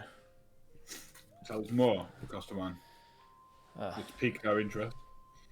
A old and ancient race that would seen as shepherds of fate. They gleam into our realm and nudge events if they are incorrectly altered from destiny's path, as it were. If something was to happen that would change the course of history, it'd be their job to send an envoy to warn of that event and prevent it. And how do they know what is fated? Because they see into the future, as Ashe told us. Can I do a quick? I don't know. Would it be an intelligence check to if I like? We'll go with history check to see if you remember being told, but you might not have. Yeah, I'll go. I was only 7, so I might not remember. 17 again. Wasn't that long ago. What is it you're trying to remember exactly? Just more information about them? I'm trying to remember if I was told where they're from, where they potentially came to, and how they knew what they knew. All you were told was they live in a magic place. Like a magic city. But you weren't really told much. Was never told the name of the city or anything like that. No. Yeah, I don't know much more than what I was told as a little girl. So I'm afraid I don't know much more. They can come with dreadful foresight. When they arrive, it is seen as an omen that a drastic event will occur at some point in the future. Not necessarily. Not necessarily. Some come to make sure it isn't prevented, as it's part of destiny's path that it happens. They have no alignment for good or evil. They just shepherd the path of fortune.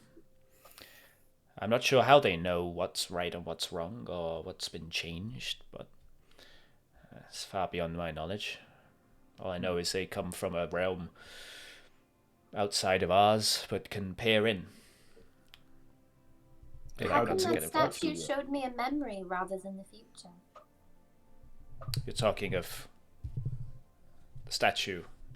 This isn't a statue of a normal wire warden. This is a statue of one of the old gods.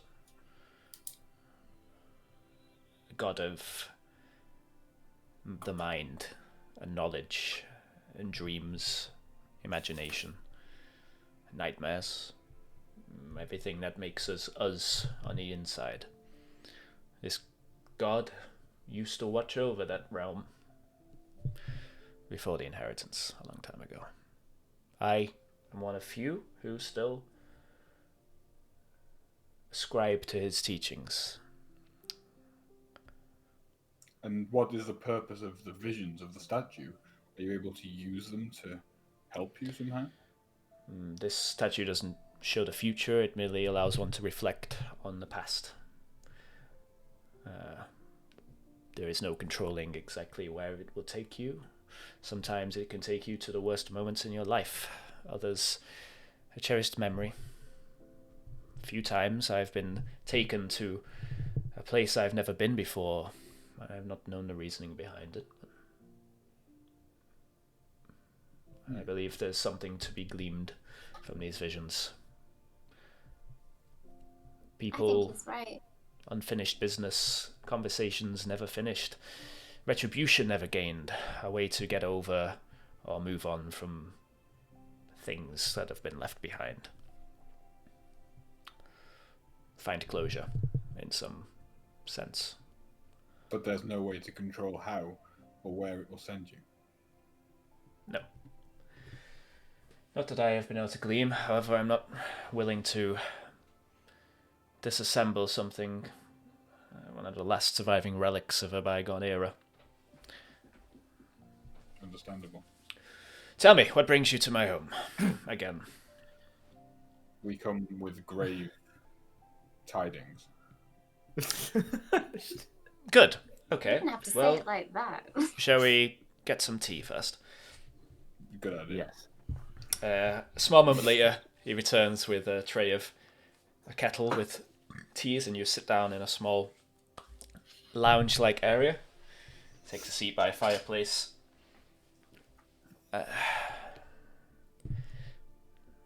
I'll take the void hourglass. As soon as you bring it out, as soon as he gets a glimpse of it, he stands up and clicks his fingers twice, and all of the torches turn to a purple flame.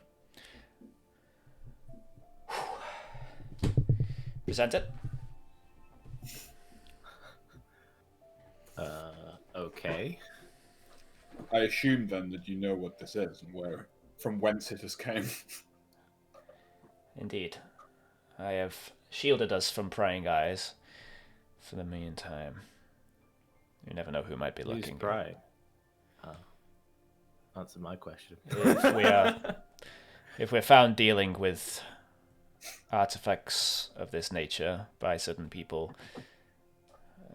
would not bode well for us. We'd end up rotting in a dungeon somewhere. May I tell you the story of how we came to bequeath this item?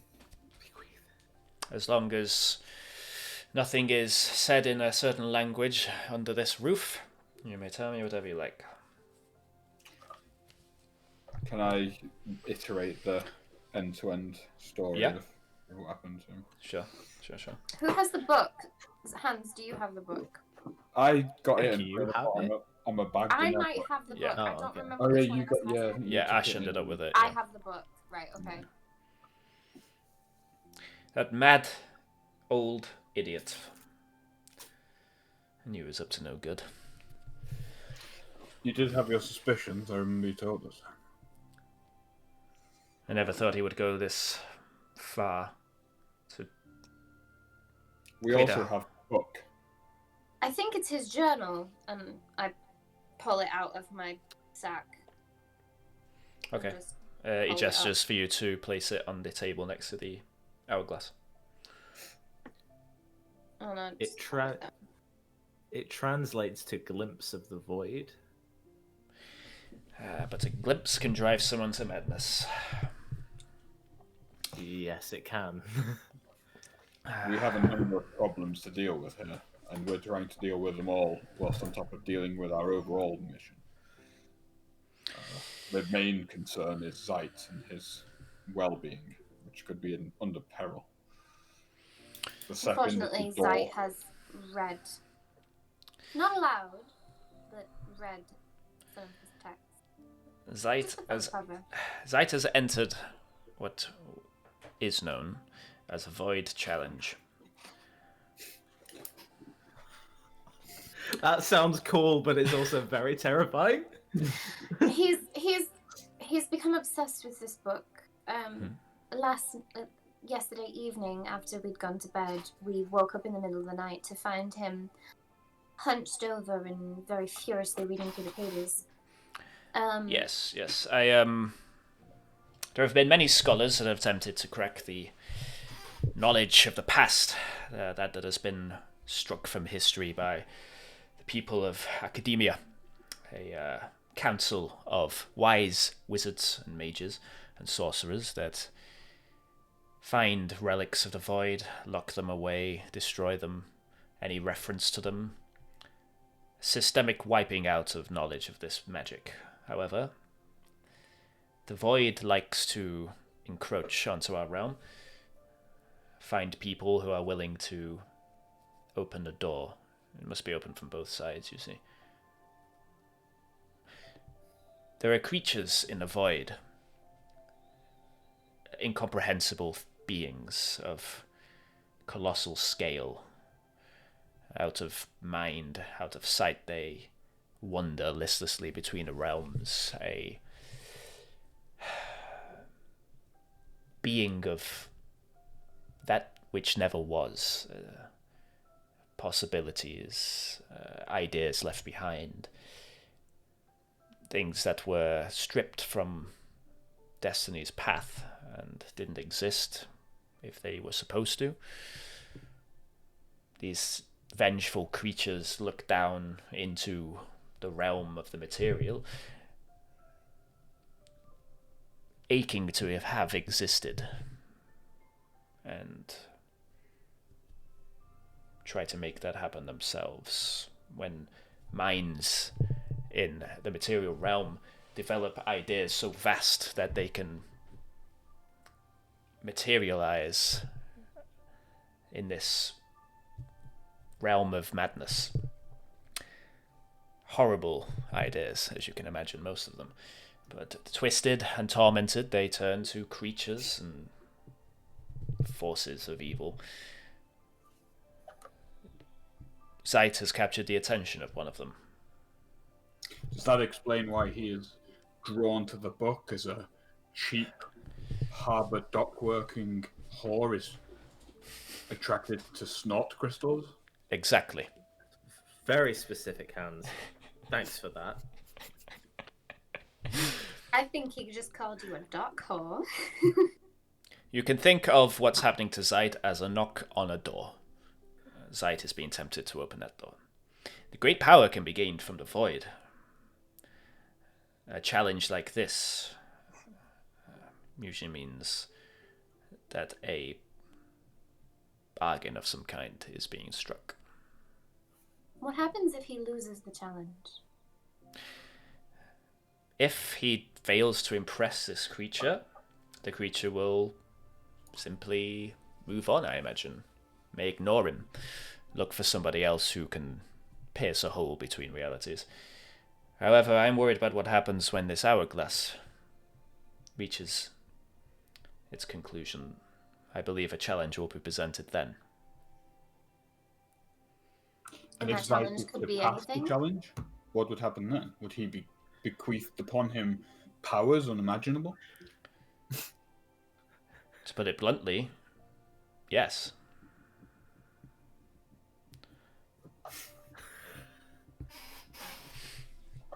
However, doing so may have unforeseen consequences.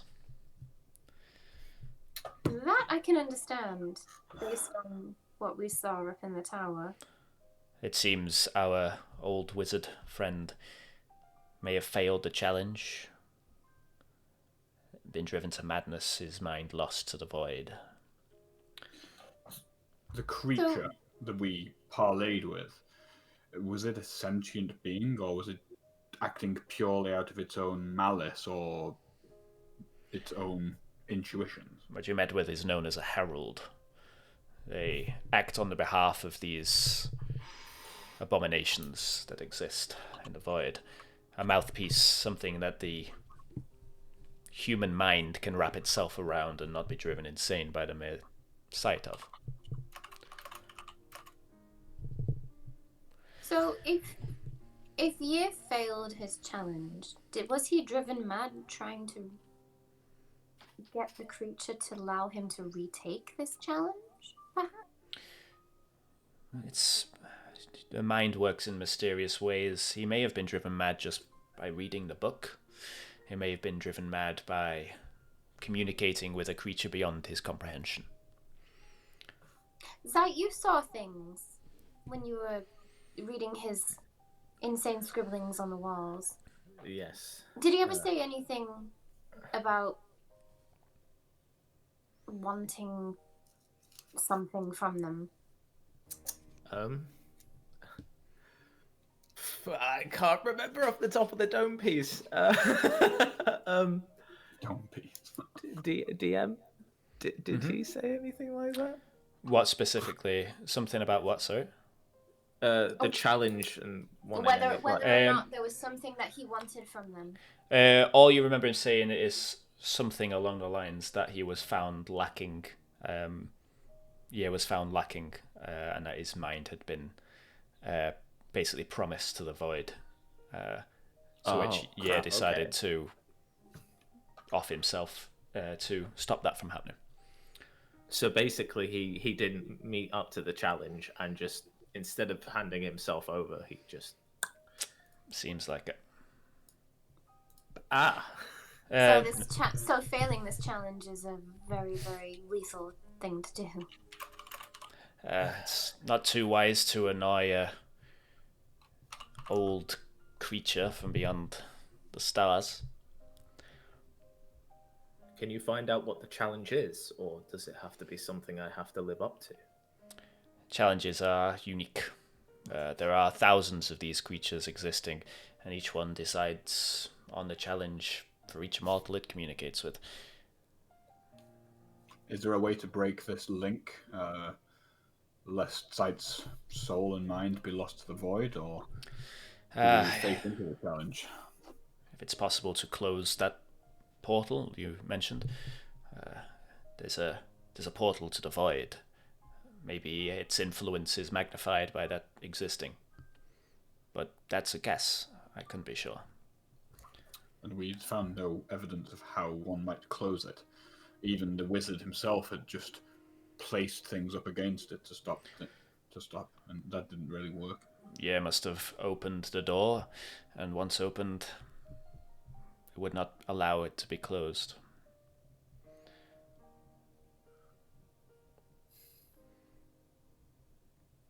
Take the challenge. Well, I mean... Zite is one of the most powerful warlocks I've ever journeyed with. Am I the only warlock you've journeyed with? Yes. I was just about to ask. A curious question. This is an hourglass, yes? Yes. Have we tried... tipping it? Flipping it over? As one does Or with what if we hourglasses? destroyed it? I don't think destroying it would be the wise option. We could flip it, but I suspect that such trickery has been accounted for in the Void Herald's way. There's nothing wrong with giving it a try. Shall we? I'm out. I'll flip it. Okay. Yeah. You flip the hourglass. As you flip it, the sand continues but flows upwards. That's cool. Well, it's like a dark purple crystally substance. However, where it says "impress me" on one side, it says something else on the other. This doesn't translate to anything. A word that makes sense. If you wish to translate it, you can. Yeah. I mean, I'm already heading like balls deep, so I'm just gonna give me that intelligence saving throw, my friend. I do have with disadvantage because you're exhausted. But I do because I feel like I remember you saying something of is it take damage or something like, or if I remember gaining a perk from you because of it. Oh yeah, you did actually. Yeah. Yeah, I remember. Because you become more resistant to it. You Good don't take point. much Yeah, damage. thanks for remembering that. Yeah. You don't have to make the check anyway. Good point. Yeah. So reading it. Thanks. Reading it is a pronoun. It's a name of something. The words change in a way that says this word phonetically in Void Speak. Okay. If you were to say it out loud, you would be speaking Void Speak. Don't talk the dark tongue. So Don't speak the tongue. Can you tell me what it is? I won't say it. Can I read it? Wait, does it? Does reading it in my head? I'll deafen until you give me a thumbs up. Yeah. Yeah. Does reading it in my head Yeah, same. technically count as saying it? I've typed it to you on disk. Oh.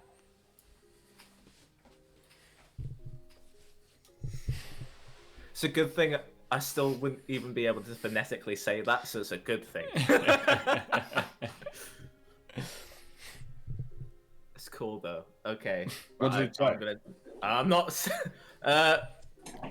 it translates to phonetically a name, which I'm not going to say because I think I'd be speaking the language, and Reed told me to please not don't do that.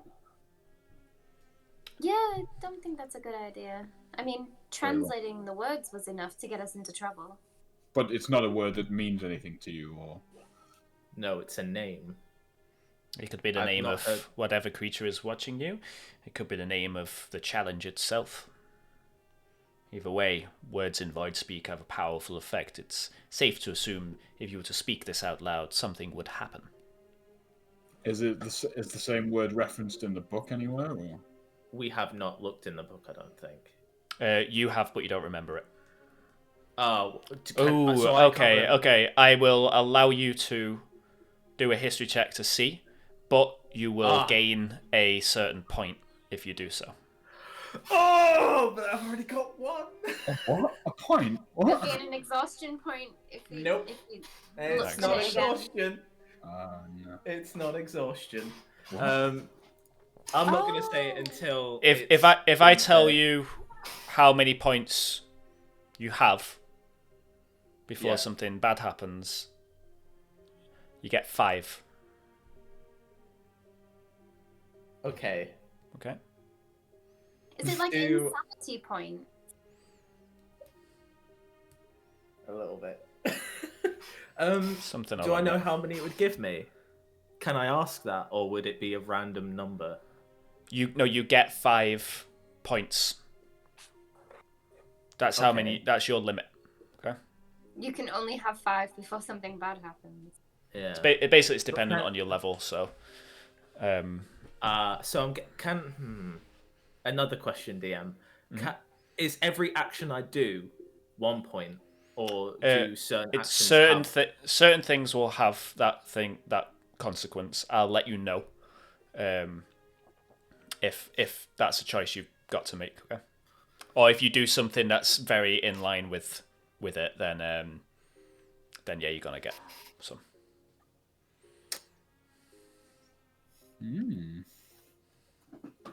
Intrigued. This is almost like Eldritch Insight Insanity. You know, that kind of thing. I love that. Yeah, I love it, but I also don't because it's happening to me. Well, having little one, part of me- having one is what's allowing you to read without taking any damage. Oh, Oh, so it's a kind of. buff right now. I mean, you could call it that, but it's probably not good. It's also probably making me read the book when I'm sleeping. It's also So- it's also probably making you obsessively. So read yeah, the book. you can think back into what you've read in the book, but you'll suffer 1 point of void corruption. Shit. Gone back on the taint then.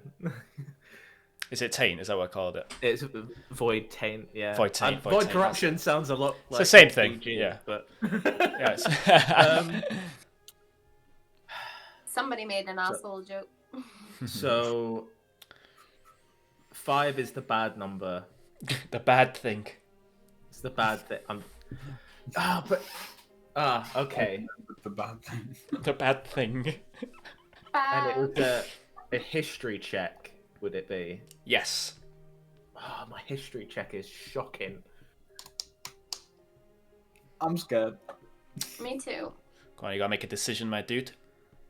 I know, I'm gonna do it. Okay, make the check. Can I also use my inspiration for an advantage? No. Yeah, sure. Or okay, so I can just roll with advantage. Oh, actually, you'll be rolling Normally. because you're exhausted at the moment, so you'd be rolling at a Ah. disadvantage. Your history check will be at a disadvantage because you've got 1 level of exhaustion. Oh. Shit, I don't want to do it then. Okay. I don't want to risk not getting any information through like void corruption, so I'm just gonna. What if I sweeten the deal? I will give you the information outright with no check if you take 2 points.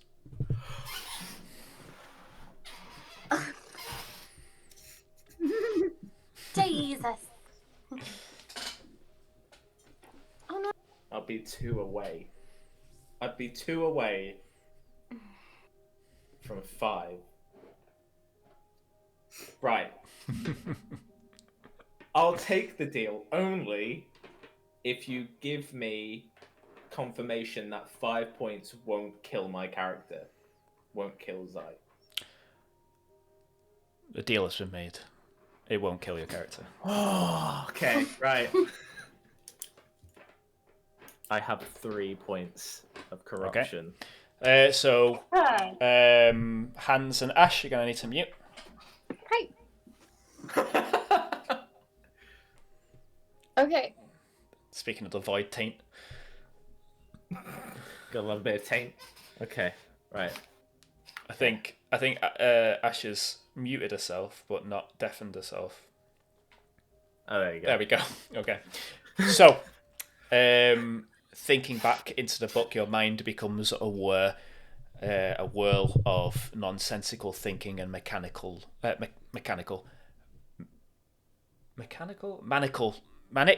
laughter. You see images, you hear sounds you've never thought you'd even think of before. Thinking back on the name Ulrich Gathu, an image is brought to mind. A swirling purple vortex and a large gelatinous creature spilling forth from it. Ulrich Gathu is your challenge, a creature from beyond the stars that will come if you speak its name, and you will need to defeat in combat if you wish to be granted a gift of the void. Oh, okay. You see in your mind's eye a large gelatinous purple maddening ooze. So giant ooze monster. You sense within it a eternal pit. You see in your mind's eye this gaping black maw deep within it, an internal, insatiable hunger that threatens to suck anything within it into oblivion. Okay. Okay. Are you happy with the knowledge? Is that everything I can glean? Yeah. Nothing about how I can kill it. Nope.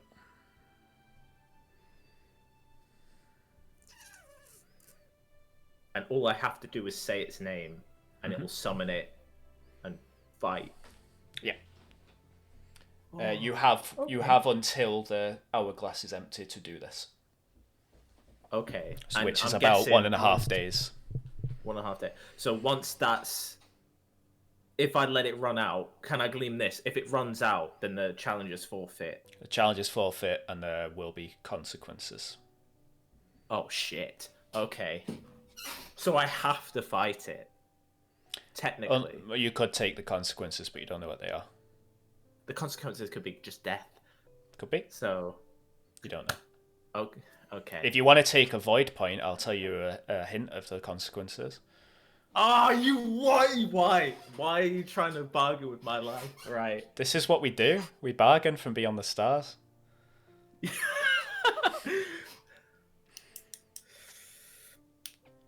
Is this just a point to find out? Just a clue of how to what, like kill it, or This will be a point that will tell you what will happen to you if you forfeit the challenge and let the timer run out.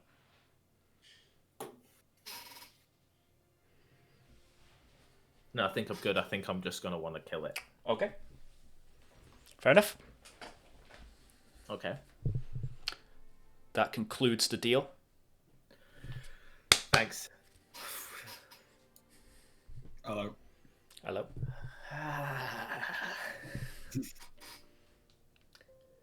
All good then. Yeah? I can't really listen. I definitely saw. Oh shit! At one Zite, you see a trickle of blood come from Zite's nose. Zite, you appear to be leaking. Costa hands you a handkerchief. Thank you. Oh shit. So, do you want the good news or bad news? Let's start with the bad, and then you can soften the blow. Yeah. So the bad news is that the challenge is to fight something, which is the name on the hourglass. So if I say the name, it will summon it, and we have to fight it. That's what I have to do. And the good news? Kostuan gave me a hanky for the nose, so it's not too bad. At least I'm not getting blood everywhere. Great. So, from what I could remember, the name of the creature will summon it, and that is the challenge.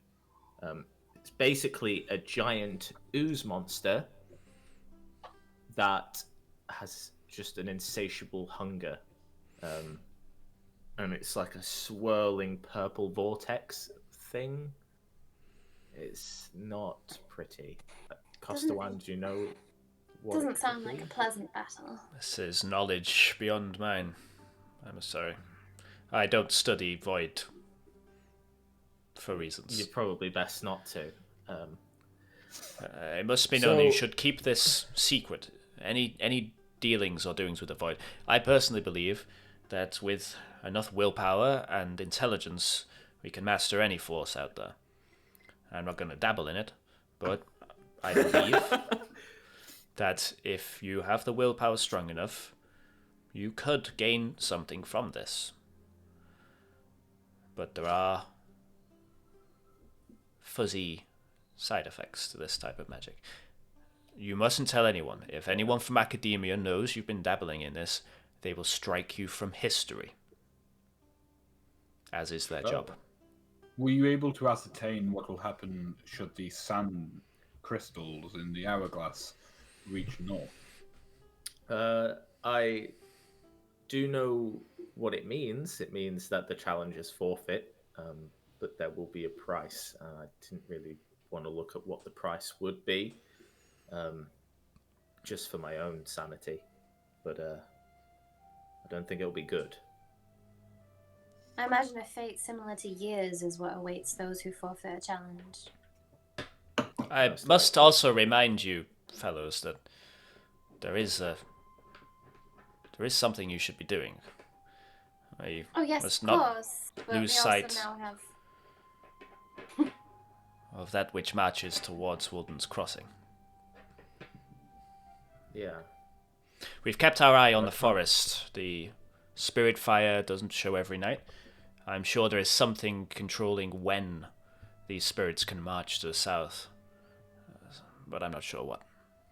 And we don't have long. No. We only have, 8 more 8 days. How long left on the timer? A day and a half, from what I could figure out. Bridget is whole of a kettle of fish, overwhelmed by goblins. We'll have to abandon our quest in the swamp, I think, for now. Maybe, potentially, we can do it at a later date. Yeah, there was nothing in the contract that specifically said it had to be done by a certain time, so your knowledge of these contracts, Zite, would suggest that you could easily use that clause. It's not an expedited request, so. It's just when you've got the time.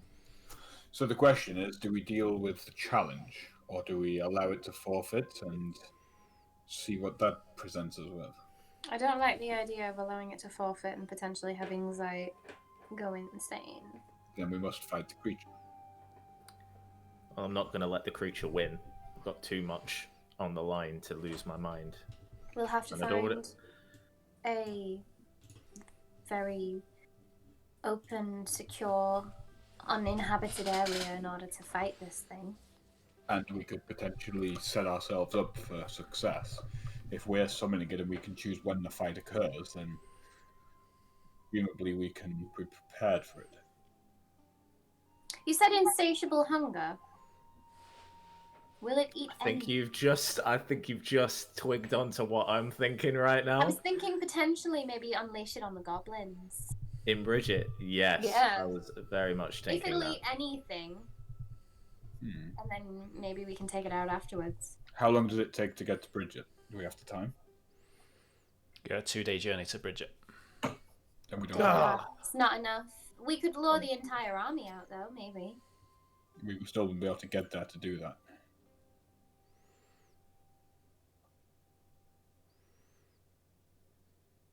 Is 2 days on horseback, or is it 2 days on foot? Yeah, 2 days on horseback. Looks like we're going to have to fight it the old-fashioned way. Again, make sure if fight, if you have to do it, is kept secret and away from prying eyes. Do it somewhere safe. Do you have any suggestions? There's a cave just beneath Weaven Spring. No one goes there. Not much, anyway. You could easily block it off, and I doubt any sounds would escape. It's close to town, however. I'm not sure if this creature would run rampant if you were to fail. It must be returned to the void. Void creatures can't sustain themselves in our world. Otherwise they would have invaded long ago, I would have thought. Have you got anything that we could procure from you for a temporary basis that might aid us in our conquest of this creature? A rental, if you will. Gonna need a persuasion check from you there, Hans.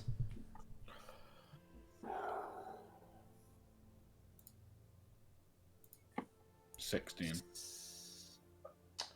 Okay. +8 though. That's a pretty good number. 11. Not bad. You not will bad. you will rent us your. Gonna roll for a Costa one's saving throw. Yeah, that'll be 22. Oh. So you rolled an 18. It's a very wise man.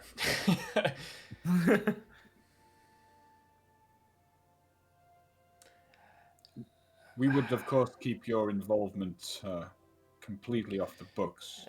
I would. But I don't want any of my magical artifacts involved in this void business. I'm not sure how it works. I'm not sure how it spreads.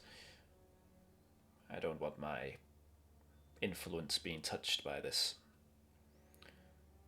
I'm sorry. We can appreciate that. These We're going to have to take them.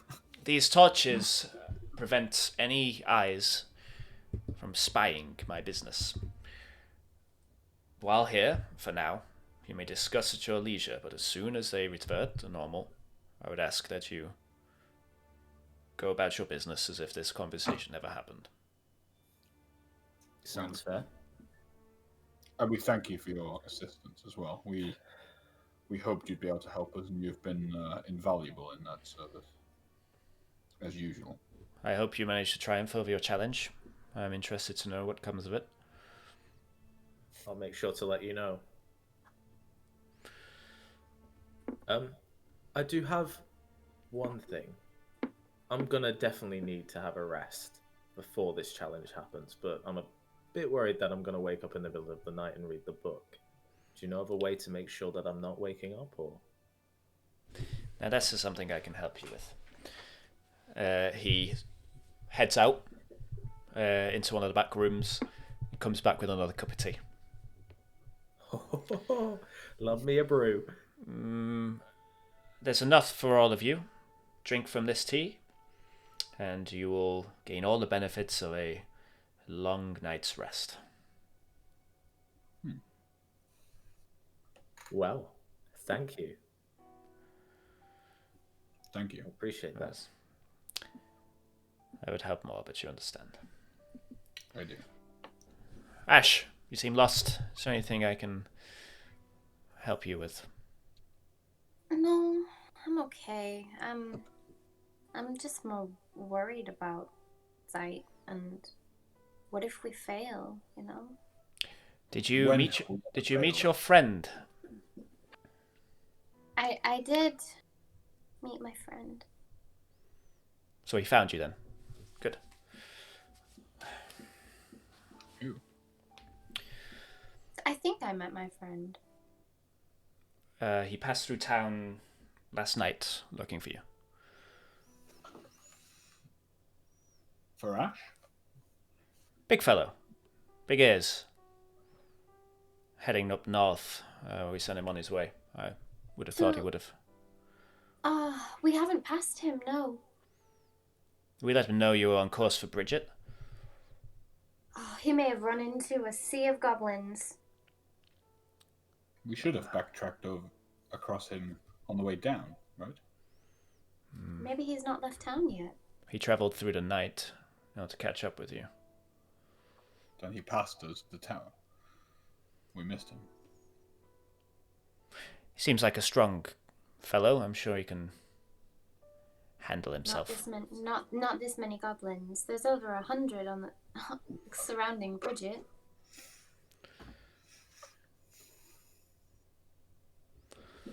I need to make sure he's all right. I'm going to have to head out and find him.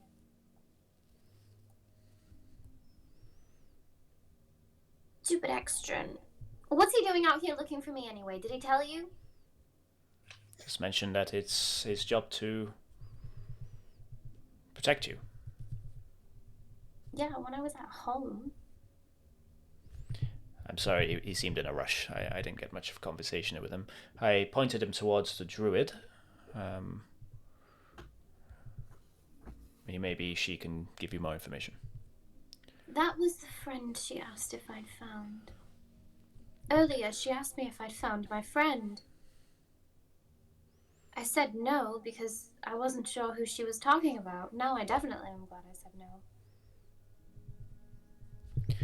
Well, I hope you find him. Yeah, me too. I don't want him to run headfirst into a throng of goblins. Was he mounted or was he on foot? He travelled on foot.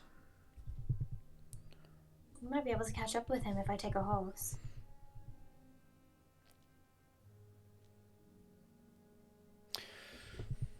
I think I'm going to have to go out and find him. Okay. You don't have to come with me. I'll take a horse. I shouldn't be too long. He can't be that far ahead if he's on foot. If he's past the bridge and past the tower, he could be getting close to Bridget by this evening. He'll be a day ahead of us. Yeah, if he followed us out on the night. I'm sure he can handle himself, you know. Yeah, I doubt he would have taken on all the goblins one man. Perhaps he's at the hunkered down waiting for you. Maybe.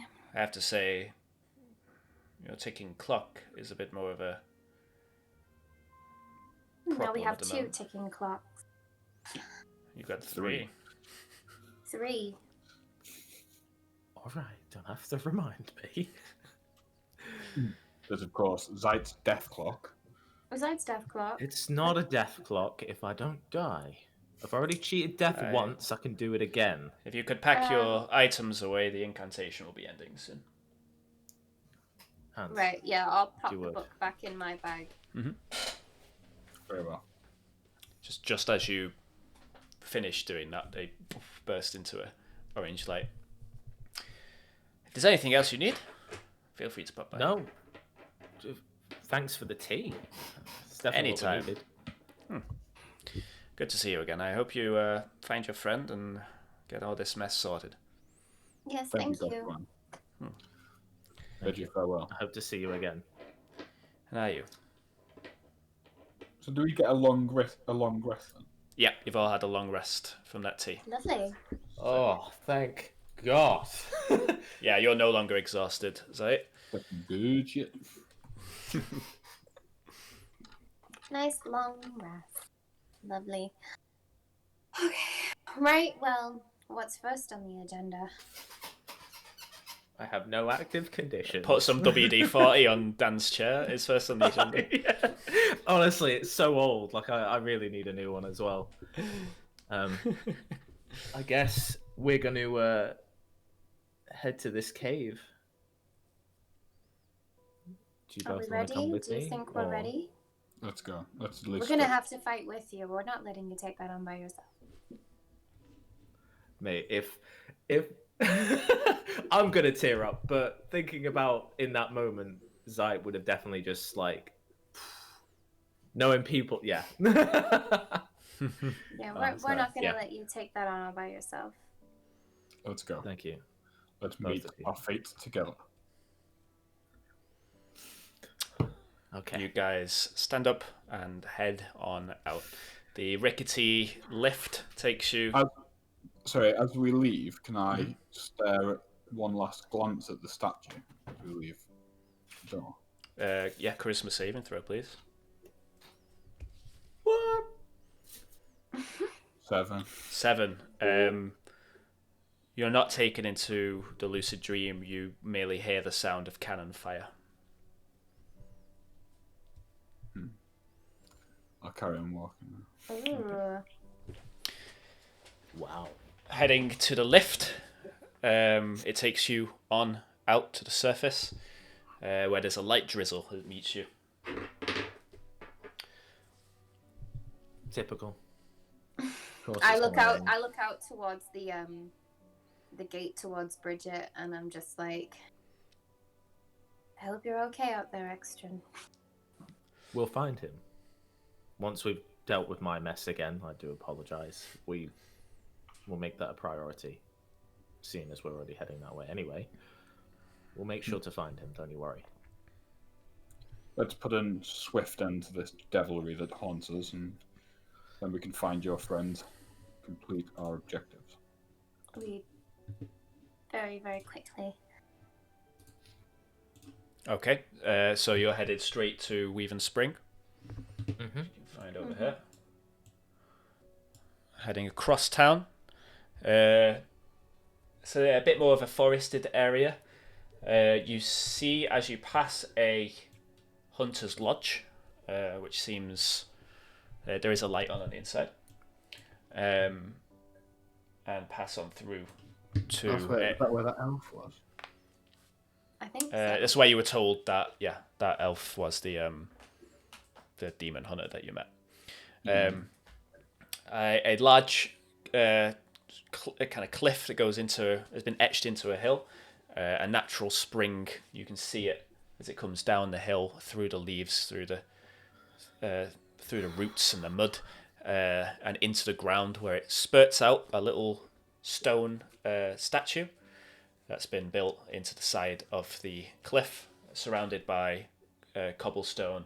It flows into a shallow pool, in which you can see the glinting of a few copper pieces. Hey. Yeah. Okay. What do you guys wish to do? So you said there was a cave underneath it, right?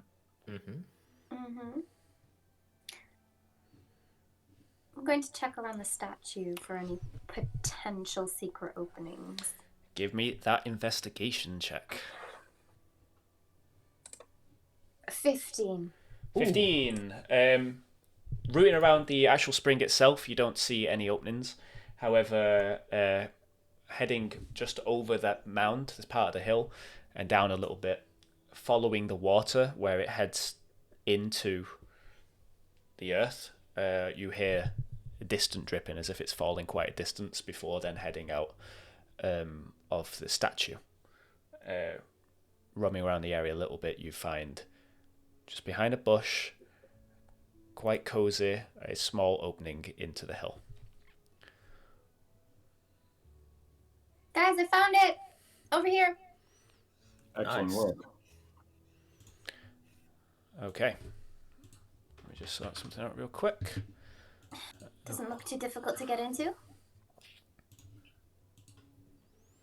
Sure, we can all fit in there. Assume so. Hans might have a bit of trouble. I mean, if Hans is going to have trouble, hopefully this thing has trouble getting out.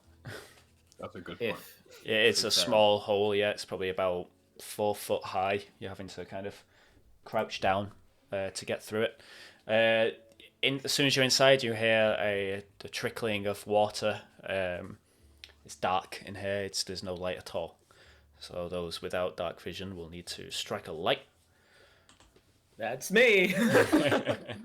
I'll hold Lurkbane. Lurkbane from my... Lurkbane glows its light.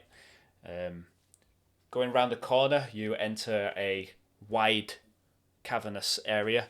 It's quite serene. There's a few stalactites hanging off the walls. You can see the light as it filters through leaves, gives a small green shaft of light, hits the wet stone floor. That water that pours out down that hole comes into a etched engraving in the stone wall. You see the water as it flows down and out a small opening. There's a few logs that have been put on the side of the room where people seem to sit and hang out here. But it looks like it's been a while since this place has been used. The area itself is roughly circular, around 60 foot, so 30 foot radius. It's quite a nice open space. You can see why Kostuan suggested it. Must thank him once this is over. Again. He's done a lot to help us. Very true. I touch my goggles because he made them. I'm like, oh. I guess we need to prepare. Okay. Honestly, I'm still like taking back what we have to do a little bit. I'm like, Are we ready? Let me just not just yet. I'm. sort something out. Is it? Can I can't really see unless I have a torch, right? In this open space. Yeah, but Can I- Lurkbane's pretty bright. Yeah, Lurkbane's I filling provide it. light. It's 60 Well, foot, no, isn't it? So- I was thinking about putting some torches in like the edges, just Yeah. at least. You can do Then, that. if for some reason his like sword goes out, at least then there's some light. Are you putting a map up then? Yeah, I'm just sorting it out now. Nice.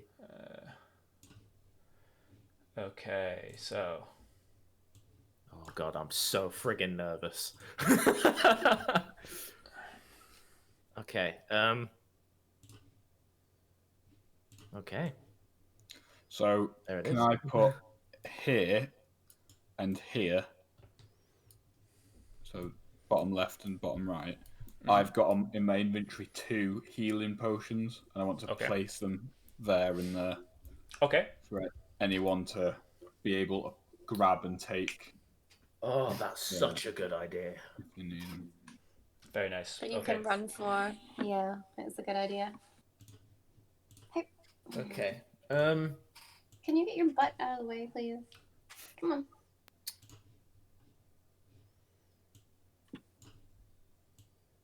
Oh. There Is and this 60 foot the whole thingy, the whole area? Is it 60 foot? there. Each square is 5 foot. Yeah, so it's roughly 30-foot radius. Hey. Ish. It's a rough. Ow. Yeah, so no matter where I am, From here. I'm everywhere, aren't I? Yeah, so like from here to here is 50 feet, is from what I could gather. Yeah. So it doesn't matter where I am. I was going to put the crystalline campfire down as well, but we don't need it because Lurkbane should provide the light. Unless I go down, maybe it is worth putting it down. Yeah, that- probably there. So Yeah. backlit. Yeah, I was thinking. Ambiance. So I'm going to put the crystalline. A little bit of backlighting. What are we Yeah. trying to romanticize it? I mean, your persuasion's high enough. It might be a tactic we do. Yeah, so I'll put the Just realised I'm also gonna have to try and say its name, so that's gonna be fun. yeah. I do have a healing potion on me, but I'm quite squishy, so I'm gonna just say it outright. I'm gonna keep it on me. Just Okay. Yeah. Yeah. Anything you guys want to do to prepare? Can I cast Yeah. bless on all 3 of us? Okay. Just do people want to put their tokens in? Yeah. Bless. Everyone gets bless. That little white dot is a reminder for your bless. lovely. I'm gonna cast on myself armor of Agathis. Agathis, is that how you say it? Agathis. Agathis? Agathis. Okie doke. Uh, Boop. That's what the blue circle Or is. on you. Agathis? Lovely. It's Agathis. So that's also Agathis. Thank you. So I've also gained 15 temporary health points. Okay, so I don't really need to put a dot on that for that, do it? It's more of a thing you can just type in. Okay, cool. Yeah. Anything else people want to do? I'm going to pull the potion of possibility out of my bag. Mm-hmm. I'm gonna be like, does anybody want to use this before we start? Inside the potion, you can see 2 small motes of white light just dancing, circling around in a clear liquid. What does that do? So when you drink it, the little white beads that are floating around inside it basically float around you, and you can expend one of them to make an extra d20 and then choose between the 2 of them when you make an attack roll, an ability check, or a saving throw. Yeah, it's basically like giving yourself 2 inspiration. Yeah, so it's like having 2 inspiration. How long do they last for? It lasts for 8 hours. 8 hours. Yeah. Okay. Yeah, so once drunk, each fragment will last for 8 hours or until they're used. I'm also going to cast Branding Smite. Okay. The sword I'm erupts into feeling flame. quite inspired anyway, so I'm gonna not drink it, and I think it's best that one of you take it. Personally. I don't know what we're facing up against, do we? No. Also, I'd like to say that I've got like some cool purpley ice armor. Cause Yep. Yeah, you're kind of encapsulated in this frozen armor. Yeah. With the potion, I say we save it for now, and then if this creature attacks, and it's hitting for something that we've got like a low, it's hitting for dex, and one of us has got a low dex, or it's hitting for whiz, and someone's got a low wisdom. Potentially, they could then use it. I just don't know what we're going to be up against. Yeah, I'm not sure either, but I'm wondering, should I put it with one of the potions and lay it there just in case? And that way we know it's on one of the sides of the room if we need it. I think keeping it with you, Ash, because I think if something, like if shit hits the fan, which probably will, I'd like the person who could probably save one of us. Yeah. Have it? Yeah, you should keep it. Or drink it. Yeah. I mean, it'll last 8 hours. And if It's gonna you guys, be a nightmare regardless, isn't it? Yep. if you guys think I should take it, then I guess I'll take it. I think so. If you're sure. I mean, honestly, I don't mind handing it to one of you two. I mean, if something does happen, at least you can use them to run. I won't run. You know I won't run, right? I pop the cork. Here's to not running and drinking. Okay. And drink the potion. The two motes of possibility just begin to circle you slowly, giving off a very small light. Now, do we ready actions for when it appears? You won't really get a surprise round because it's being summoned for combat. It knows what it's getting into. Yeah. But yeah, you could ready your first round essentially. Yeah, I'll that's what I'm thinking. You can probably do ready, yeah. take this opportunity to. Why'd you do this to us, Dan? Honestly, like For fun. it is incredibly fun, but it's also incredibly stressful. Right, I'll probably take this opportunity to draw my flame blade. Okay. Another blade of flame erupts in Ash's hands. Obviously, I'll just cast it now. my Okay. It'll show up. but glaive, it's- I should say. Okay, your glaive comes into existence. Lovely. Oh. Is that everything? I need a wait. Temptingly. I love the fact that rhythm has also stopped. Yeah, there's anticipation going on right now. Yeah, it's. I could cut it with just. Yeah, it's honestly. Right? I know the session's not over yet, but just fucking well done for creating this because I'm so engrossed every single time we play, and like you don't have you're not being paid, you're just doing it because you enjoy it, and It's I fun, thank man. you. I like storytelling, it, so 'cause- we're both getting stuff out of Well, it. It's just- no problem. Round of applause. That's all I'm saying. It's amazing. I will accept your compliment with gratitude and grace. Don't swayed you from what's going to happen. I'm only saying it because if my character, God forbid, something happens, I'm not going to be very happy. So, you've been warned. I will cry. That's fine. So, yeah. That means I've done my job. Okay. I mean, at least We're not. yeah. Okay.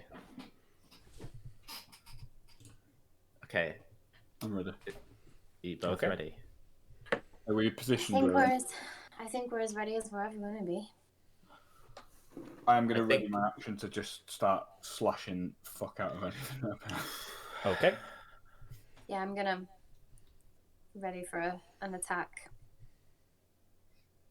Okay. I'm so nervous. Also, I'm just hoping I say it phonetically correct because I can't read. Otherwise, nothing's going to come out. Oh no, I'm gonna say it, and he's like, nothing appears. It's. Do you want me to tell you what it is before you say it? Yeah. Tough. I want to hear what you come up with. I'm gonna say it's right. Okay.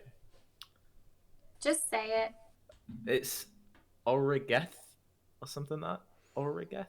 Ulrich Gathru. Origathru. That's so hard to say. You've said it. I've said it. As the words escape your lips, you feel them crack. You feel your lips crack. You feel the edges of your lips crack dry as the words come up your throat. They burn like acid and escape. Hands, Ashe, Zite. Constitution saving throws, please, before we begin. Saving throw. Ah. That's an I 8, would love to use inspiration 17. there. 15. 15. Zite, 17. are you using inspiration? Can I? Yeah. I mean, I've already rolled it. I didn't know if I had to be like. I haven't said the result of the roll yet, so you can. Oh, okay. Inspiration used. Go I'm for it. going to do it again. Constitution, right? Yep. Oh, you fucking kidding me? 8's gonna be the best. Zite, hearing the void speech, you suffer 1 void corruption point. Of course I do. It's a good thing I didn't take that bargain before. Shit, man. I'm As you it's fine. It's fine. As you say the words, you hear an echo in the cave. Uruk Gathru. Silence. You feel the world dim. That light that was beaming through disappears completely. The torches almost seem to fade as a dull, That's a good thing I put them down. as a darkness takes hold. The sounds of that stream dripping, the birds outside, the wind coming through the cave, all cease. And if you were to look up, you'd see that the drops themselves are suspended in the air, motionless. You hear the cracking of glass.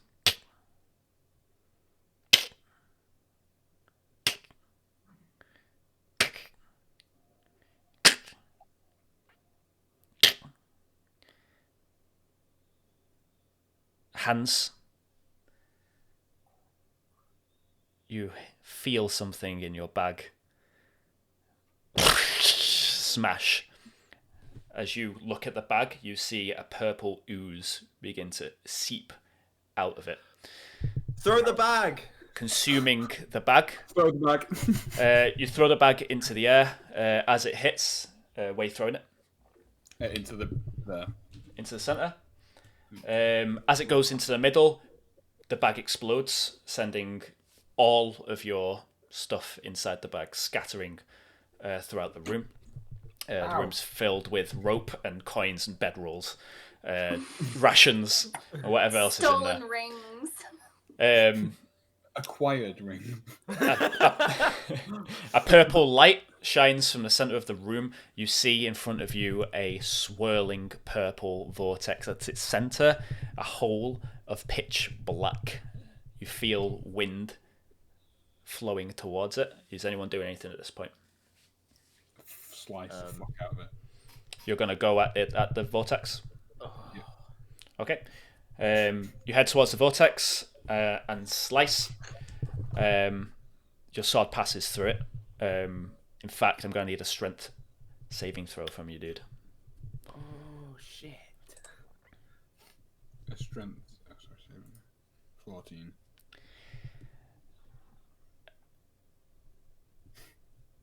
Look, Bane slips from your grasp and into the vortex. Gone. Fuck. From the vortex, something begins to ooze out. Drop at first. Something begins to form as a creature, massive in size, made of a thick, purple, bubbling ooze, slips out the vortex. You see the vortex lower itself into the ooze itself. And in front of you, you see the creature manifested proper.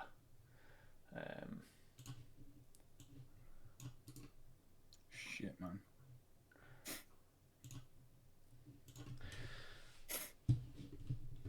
Ulvukgathu.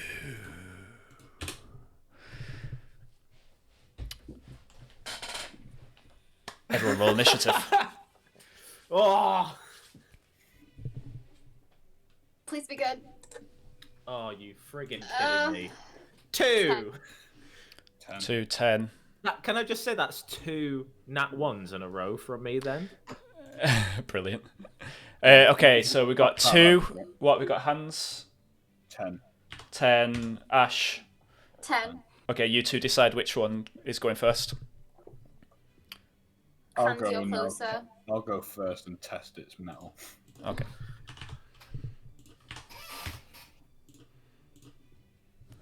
Hands free guard.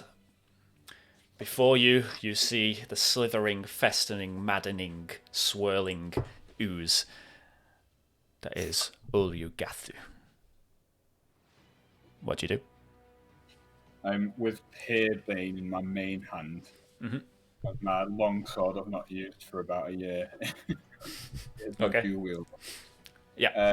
I'll bonus action Freya out. Okay. Freya detaches from your back. And then I'll attack. I guess I've lost my. Well, how does it work? The light's gone from. Yeah, Lurkbane's gone. But I cast a spell. Obviously, You cast Branding Smite in it, didn't you? Yeah, the Branding Smite spell's gone, so you did. Fuck a doodle diddle. Okay, well then I'll just attack a normal, innit? Okay, first attack, roll it. 14. 14. Your sword sinks into the ooze. Yep, you hit. 11. 11. You slice into it, you have a feeling that it being an ooze, your slashing damage isn't quite as effective as you hope it would be. Oh, You deal 5 damage. Second attack. I don't have it because I've used. You've got your. Oh, okay. Okay. Good shout. That's your turn. Yeah. Wait, don't you have second attack at 5th level anyway? Yeah, you do. Oh, I do, don't I?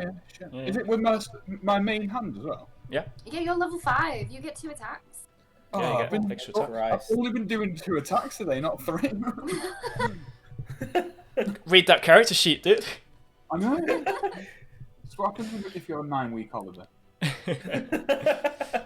Right, Peerbane. Again. 16, 11. Whoa! Nice. Very nice. Another 5 damage to the ooze. As Peerbane leaves ooze, you can see that it's kind of attaches itself onto the sword as if it's trying to grab it from you. You can see almost like fingers creep out of the ooze, try to grab the blade, but it slips from it. With that, I think it's Ashe's turn. Mm-hmm. I'm going to move forward to attack it as well. Okay. And I'm going to pull out my flame blade. Okay. Which I've already got equipped. So I'm going to start slashing at it. Go for it. That's 23 to Oh, That hits. Yep. Roll that damage. yes. hit. And it Send it to deals. back to the void with you. Please be weak to fire. Why didn't it roll damage? Oh, it rolled it on here. Oh, you rolled it on D&D Beyond. It came up as... Oh, did it go through on D&D Beyond? Yeah. Yeah. Oh, Yeah. well, It's 10. The 10. 10 damage. Okay. The fire hits the creature. You see you hear a roar, a kind of a screeching sound. The ooze kind of splits a little bit. You see it twitch, these kind of finger-like tendrils as you hit it. Yeah, you successfully deal 10 damage. Oh, nice. Nice. Anything else you want to do? I don't have any. No, I don't have any bonus actions that are any good. So Okay. I'm done. Ashe. A solid mass crystallizes on the edge of the ooze and comes towards you, attached like a mace. That is going to be. Where's my fucking? Come here. 16 to AC. That is my AC. So it hits. Yeah. It's dealing 5 bludgeoning damage. Cool. And 7 necrotic damage. Oh god. As it hits you, those fingers spread out and grasp onto your shoulders and begin to pull you towards the creature. You're going to have to give me a strength saving throw. That's not my expertise. This is going to end poorly for me. Please be good. Do it. 6. 6. You are grappled by the creature. You're not within 5 feet, sorry. You're pulled onto the surface of the creature, grappled. You can still attack. You're not immobile or anything, but you're basically being eaten. I mean, essentially. tasted, like almost like it's hugging me. Hands, same thing happens to you, bud. That's a 12 to hit, though. Miss. Okay.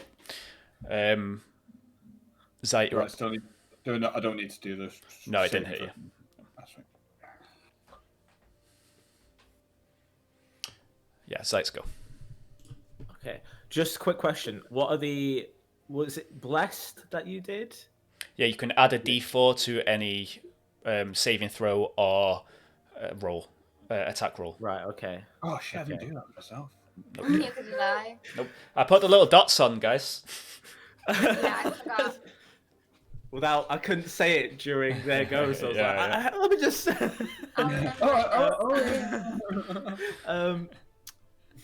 I'm going to move here. Okay. Just so I have a better line of sight. And then I'm going to go for the old fateful Eldritch Blast. Go for it. 16. 16 hits. And... 11. 11 hits. Your Eldritch Blasts hit the Eldritch creature. They scatter on its surface. You see a bright light. It appears this creature is immune to that type of damage. Oh, snap. Hans, you go. Oh, you say you got a bonus action you want to use, Zite.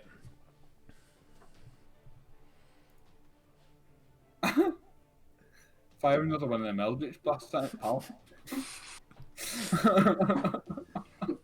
Just give me a minute.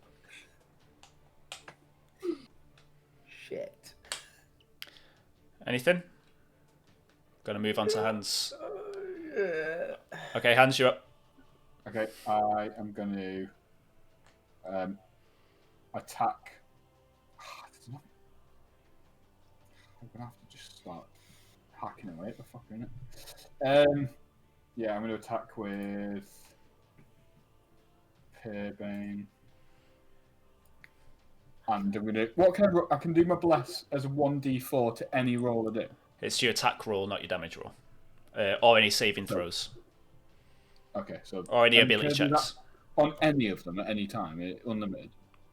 Once per turn. Okay. I do have to choose before I roll. Yeah. Not on this one.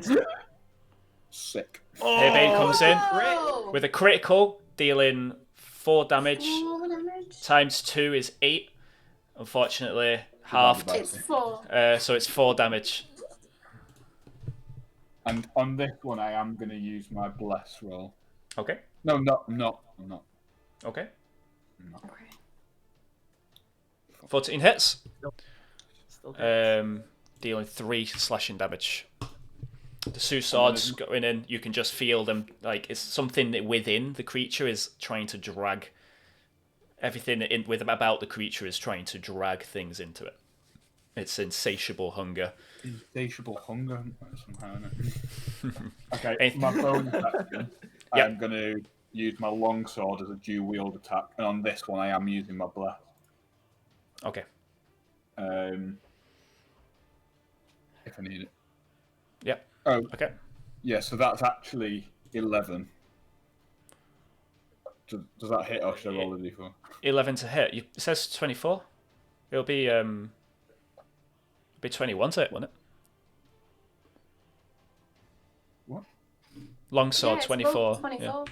I think you're looking at the pair being. Shit. I was looking at the one above. Yep. Oh, Yeah, the other sword plunges in, but it's just kind of a wet slop sound. Deals 3 damage. I'm just hacking away, guys. It's fine. At least you could do something. That's Ashe's I'm go. out of Not options being- here. At least you're not being hugged. You're up, Ashe. Can I shout, don't forget your potion, Ash? Just as my turn ends.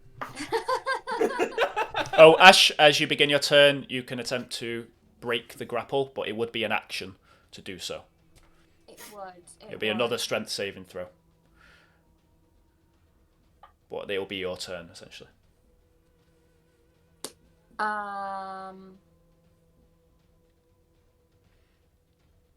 Yeah, okay. I'll try and break out. Okay.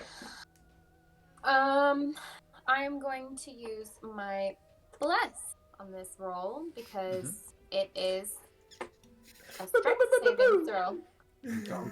So that's what +4, so it's 14. 10 plus 4 just makes it. You manage to pull yourself from the surface of the creature with a. So as I do it, I'm just like, let go of me. As you know, you can still feel like a tendril hand on your ankle, but you manage just to flick it off. You've still got your bonus action, you've still got your movement. Okay, Nice. bonus action. Wait. I do believe this can be cast. No, that's an action. Never mind. God Okay. damn it. Nothing? I don't have anything I can use as a Okay. bonus action. A familiar sight, Ashe, as one of these pseudopods lashes out towards you again. That is 17 to AC. Yikes, that hits. Okay. 6 bludgeoning damage plus 8 necrotic damage. And I'm going to need you to make another strength saving throw for me. It's a nightmare thing, isn't it?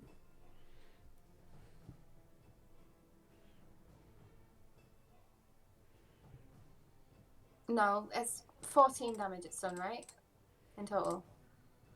6 plus was- 8. Yeah. Yeah. Okay. And you need another strength saving throw. Mhm. Okay. On this one, I'm going to use one of my motes of possibility because no, thank you. So what's that? That just allow me to roll twice. Yeah, you basically got advantage on this roll. Okay. 14 then. So 14, you managed to resist the grasp of the creature. Okay, sorry. It's going to make its second attack.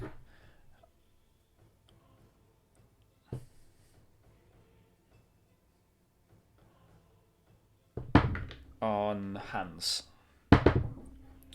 That is 19 to AC. Reaction.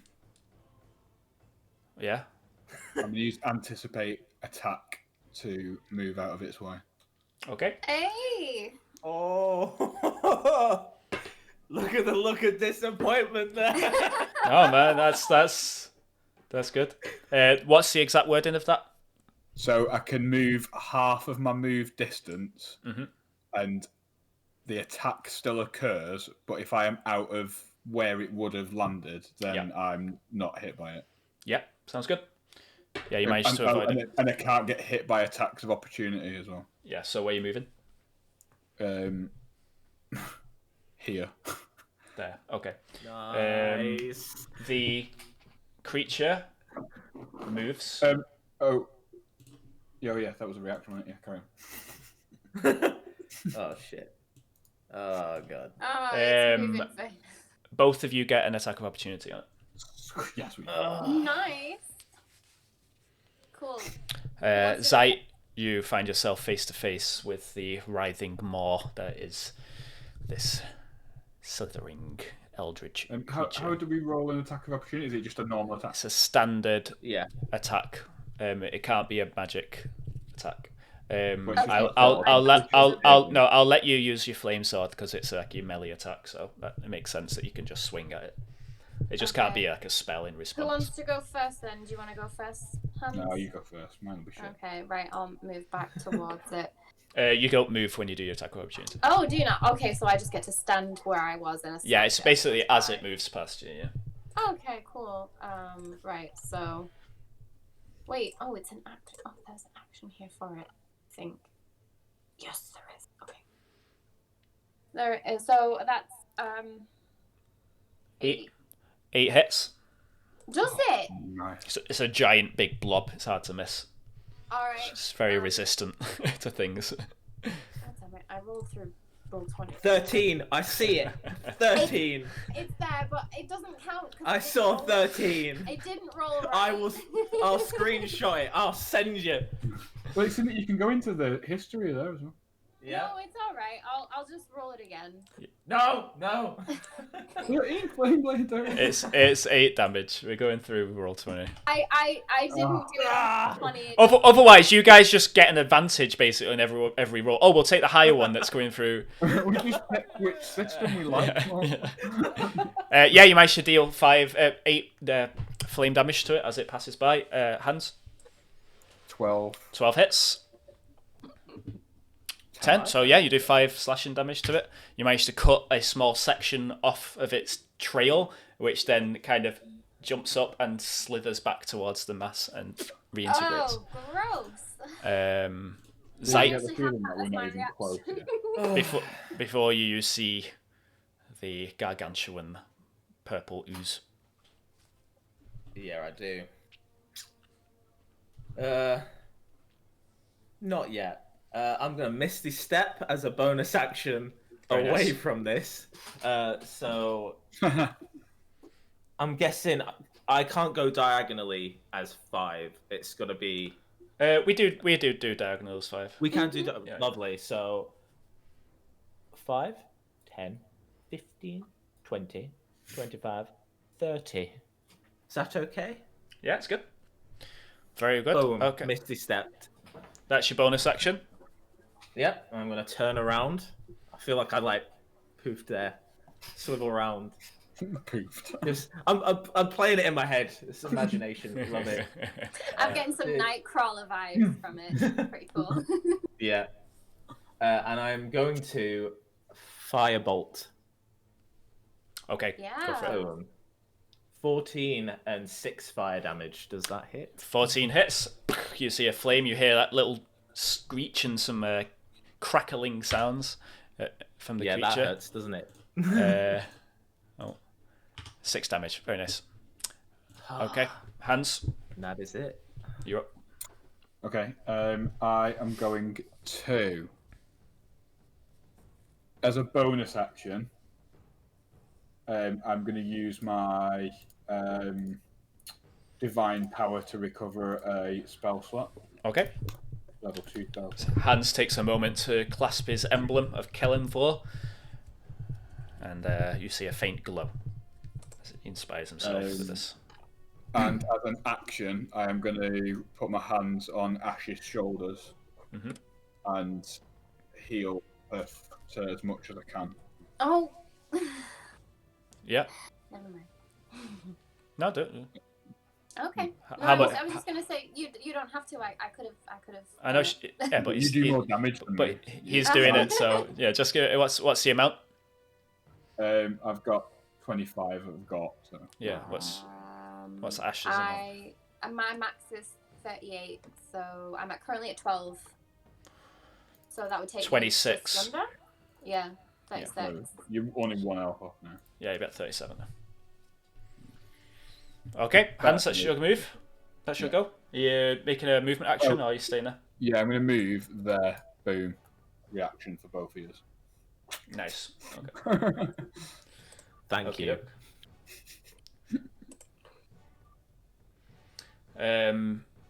Ashe, your go.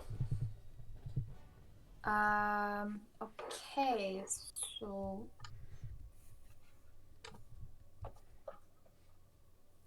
I'm gonna ice knife at it. But I'm going to use a 2nd level spell slot to do it. Okay. So it's gonna be a little bit more damage, I believe. 17 So hits. it's 17 to hit, 5 piercing damage, and 8 cold damage. So 13 damage total. Very nice. Yep. You see you kind of freeze part of the ooze, which shatters and snaps off and remains on the floor. Very nice. Very nice. Nice.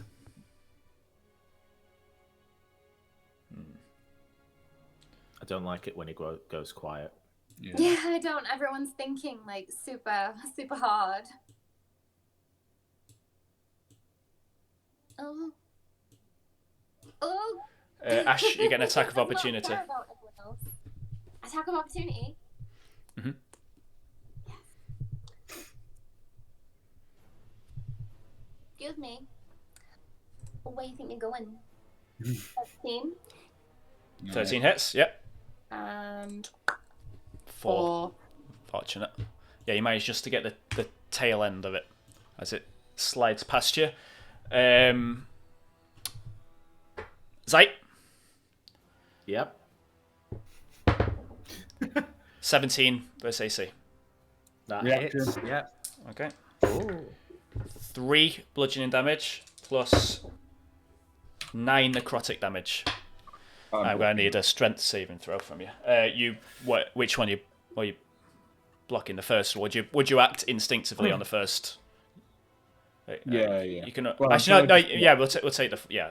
Go on. What is it? So 3 plus 9, so it's 12 total. And yeah, you managed to block the 12 damage. So yeah, you don't block it. You still have to make the saving throw. But yeah, That's nice. fine. Because does he technically still hit me? Yeah, it's still here. yeah. So then, does my armor still proc? Yeah. It's going to. So he takes It'll 15 cold damage. Why is it 15? Sorry. It's. Hang on, let me get the spell up once. Is it not the amount of damage it does to you back? Is it like thorns? No, so it's when you cast a spell, the cold damage is increased by 5 for each slot. So a creature takes the cold damage when it hits you with a melee attack while you have the temporary hit points, and it's 15 each time. So it takes. Whilst that's So it's taken your 15 hit points and done that 15 damage to it, but it won't do any more. Yeah. Is it a transfer? Yeah, your It temporary says a hit points are creature takes the basically cold- being. Yeah, your temporary hit points are basically being attacking that. So your armor will be smashed by it, but you're doing damage to it as it hits. It doesn't say that it smashes. Well, it says while you've got the temporary hit points, it's removing those temporary hit points from you by attacking you. Is it? That's what you said, isn't it? You get No. Get your melee attack while you have these hit points. Yeah. So if it hits. Oh. Yeah. So. Oh, I see what you mean. Yeah, because it's not done any damage to you. Yeah.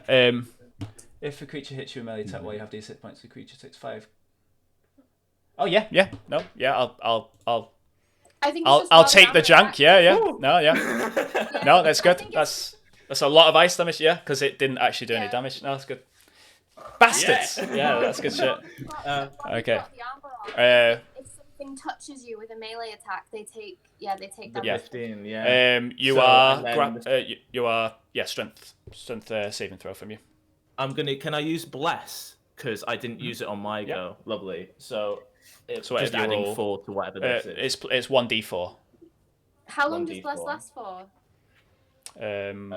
It's a concentration Oh, spell. you need a 3 or a 4. Oh, actually, we need a concentration saving throw from Saving throw Andrew, from Hans. because you got hit. How much did you get hit by? I got hit. Yeah, when you got hit by the creature, didn't you get hit? No, wait. Oh no, No, because but- you dodged out the way, didn't you? Got you. He dodged, yeah, he's not Yeah. been hit. Fair dues. 1d4.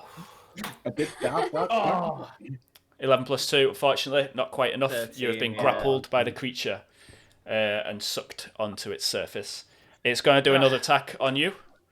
Okay. It has the grappler feat, so it does advantage on people it's grappled. Okay. So that is...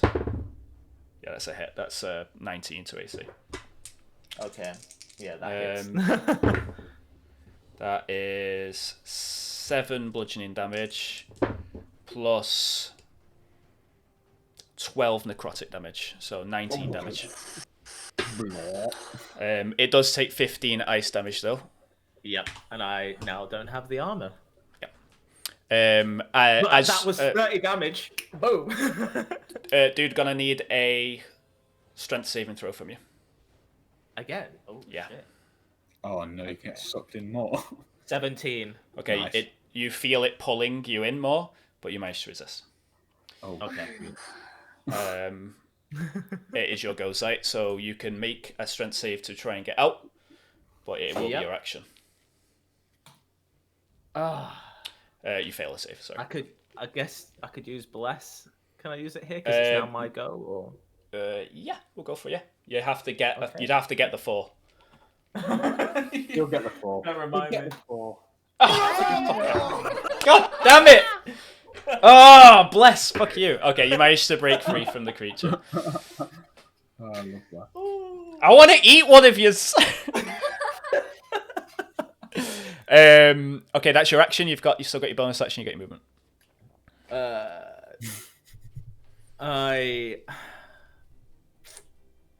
I can't. If I move, he's gonna hit me. Mm-hmm. So I'm gonna chill. I think. Okay. Yeah. Hands, you're up. Yeah, I am. Okay. I am going to what I always do. Slash at the bastard with a sword. 10 hits.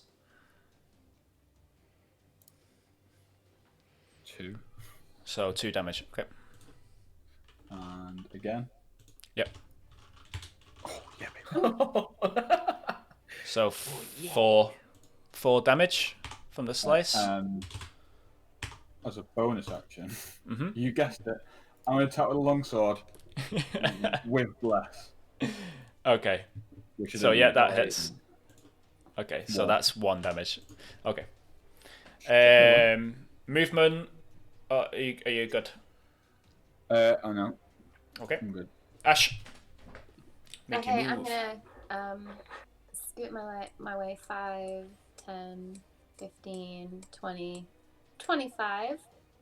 Oh, hello. Hey, Zite! And I'm gonna put my hands on one of his shoulders and cast Cure Wounds. Yeah, okay. Let's see here. What level? I'll do it at 3rd level. Take 17 healing. Lovely. I'll have 4 of that, and it'll put me to max. Oh no! Yeah, why is that? temporary hit. He had temporary. Yeah. He had 15 temporary hit points in this. So I saw Yeah. the damage and I just thought, oh Yeah. dear. That good thinking though. Thank you. At least I feel safer because if he hits me for 37, I'm good. Like, which is a possibility. anything So- else? Ashe, bonus action, movement. Oh, you've already done your movement. I've already but- done my movement. Let's Yeah. check my bonus actions though. I need a biscuit, man. I'm tense. Nothing really. Right, I'm done. Okie dokie.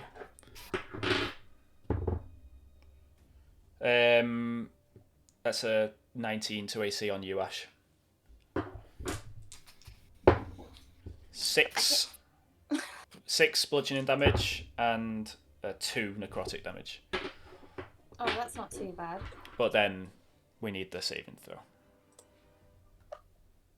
I'm gonna take my saving throw with bless, please. Mm-hmm. Yes, you are. So I mean, I didn't need it. Yeah, you managed to resist it. Like 23. Okie dokie. 23 versus AC to hands. Yeah, it's... What about reaction? You're doing the thing I'm again. doing Is there a Yeah. spell? Yeah, but I used my thing to recover the spell slot. Okay, you've heard it. Where are you moving? Piece of shit. Yeah. Okay. Oh, no. Wait, how are we getting there with... Is it 15 feet? You get? 1, 5, 10, 50. Oh, yeah. Is that all I've got? 3? You only get half your movement. Oh. No, don't like that. Can I hit him from there? Yeah. Yeah. And he'll miss me, won't he? No, he can hit you from there. You're But both within this 5 attack feet of will each. miss me because I've moved from there to there. Yeah, He's yeah, attacking no, me yeah. next. Wait, let me read the thing. It's the If you have to get out of the range of the attack, then it would hit you. But if it's where it would take place, then can you do the thing where you share the spell? No, because I've not actually got it. It's in our chat. If you go in our chat with me, Oh, right, okay. It's the one that's the additional thing. Mm-hmm. So let me have a look.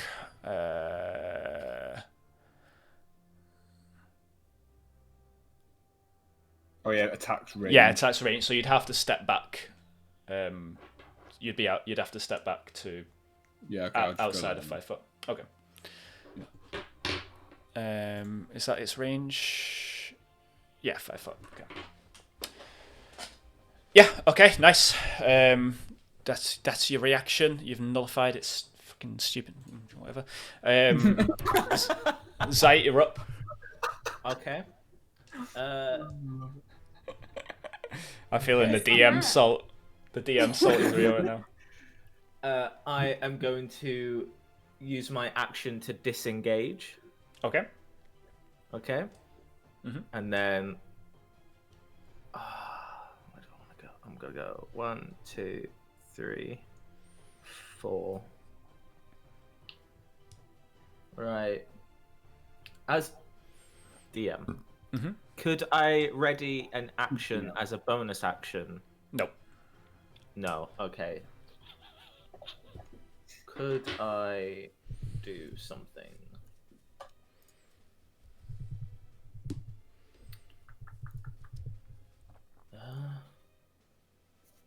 I don't think I can. I'm gonna say that is it. Okay. Yeah. Hands.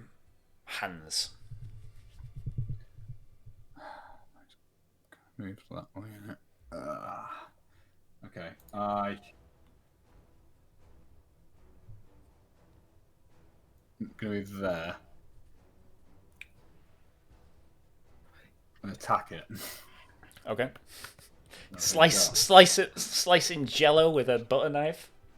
Well, I've got nothing else. I've not got this. Should have quit different spells for this shit. Learned a lesson there. Right, At least your main thing still does a little bit of damage. Mine just doesn't work. So, number 1. Oh no. I've already fired number 14. I've got. Yeah, 14, and then that's doing 9 damage. Yeah. Well, no. Oh. What's happened there is that 14 does this damage. Okay, so we'll do the 14 5. and the 9 as your 2 And Peerbane 9 attacks. Yeah. 9. That should be the second attack. Okay, so that's. It still hits with a 9. It hits with an 8, doesn't it? Holy crap! What AC has this thing got? Big 8. slimy. So that's 6 damage in total. The thing is moving erratically at this point. Right, let's do shit. Second attack coming in hot. Let's go. All of our collective shits were lost. We were just like, what? With blessed, I'm going in with this bad boy. Don't need it. Oh, 2 damage. Yep, two more damage. Okay, Ashe. Yeah, I'm gonna drive my flame blade into it. Nice. nice. Hit. 15. Oh. 15 hits. Roll Send damage. it to the fiery grave. 9. 9 damage, very nice. Isn't that Okay. 9 with a nat 1, is it? Yeah. That one of the dice It's was the one. yes. Oh, it means he got a 1 on the damage dice. On the damage, right? Yeah. Yeah. One Okay. Had a damage. Ashe. 10 to AC. Not that much, is it? That misses. And a 12 to AC. That also misses. Okay. Misses both of its to attack. hear it. You manage just to All swerve right. these 2 tendrils. It's kind of acting erratically. It's not moving with quite as much malice and calmness as it once had with that Zite. Fireball. Whatever. Fuck it. Come on. With bless. So if this doesn't... Oh, it hits 22 anyway. So 22 it's hits, gonna yep. hit 10 10 damage. Very nice. Yeah, it's looking pretty fucking rough. Yeah. You can see the inside of it is kind of glowing a red colour. Give me my As it's sword back, you absorbed all fuck. this heat. I know, I Um, want that sword back as well. yeah, hands you up. Oh. Already? Shit. It's Shot- not oh my moving God, anymore. I'm so happy I've worn black because I'm sweating. I'm Let's do so... it again. Do the same thing again. Let's do the same thing, right? So, a 22 with 11. Okay. And a 10 10 with 2. 10 with 2. Yeah, 2 after you. Yeah. How do you want to do it? Right, I'm going to take a step back. And then with both swords, akimbo, Yeah. I'm going to jump into the fucker and just chop the fuck out of it. Jumping in. Yeah, jumping in. I'm going in. Okay. You dive into the creature, swords in hand, slicing down. You manage to create a flap, like an opening in it briefly. It looks like a lot of the ooze that was in the center is kind of leaked out during combat. And inside it, for a second, you see a glimpse of an impossible large cavern inside it. At the center, you see that glowing vortex, that purple portal. After you've sliced into it, you see a tendril dart out of that vortex towards you, missing you narrowly, like a hand reaches out trying to grab you, and then another one, grasping aimlessly around this pool. As you bring your swords back, you see that ooze begin to collapse in. This gigantic roof just collapses in, and the whole thing begins to decay and swirl into this portal. From the outside, you see the thing shrink and shrink and shrink until you lose sight of this glimpse inside it. Eventually, it spins into a swirling, flat disc of ooze that just collapses, and it disappears into the vortex. The vortex remains, however, hovering in the center of the room. Undulating slowly up and down, it expands in size, roughly 7 foot tall, a doorway to the void. I want my sword back. As you stare at the door, you see a figure begin to emerge from it, tall and slender. Hans, you've seen this gentleman before. Oh, it's the slendy man. He looks towards you. From behind him, this door you see now is roughly the same shape as the one you found in Yr's tower, although this one corporeal in nature, a gap in space. Hands reach out from the edges, multiple of them, 12, dozens, 30 of them reaching out, slowly filling the cavern, touching the walls, stroking the wet surface. The back of its hand slides along the leaves as the portal experiences reality, just as it always has wanted to.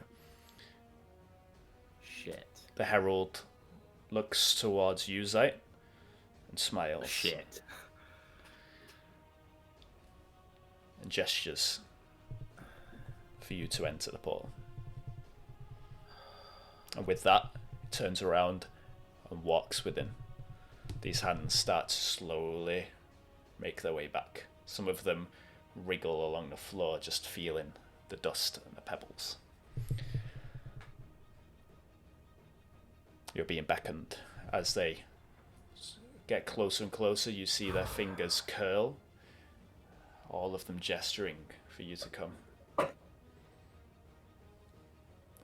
As they slowly retreat, one after another. I'm going in. Zite. As you walk towards the portal, as you walk towards it, you get within about 10 feet. Is anyone doing anything, or you all good? Happy with the decision? I'm gonna take a step back as well. Okay. As you reach 10 feet, 5 feet, these hands grasp you by the shoulders, coil around your ankles. Some of the arms slither between your legs and up your chest, stroking you. This isn't. And they pull you in dramatically. A yank.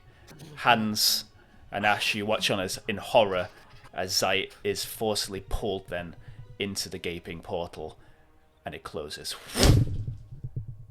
You hear the trickle stream, the birds again, the wind as it blows through the cavern. The portal's gone. So is your friend.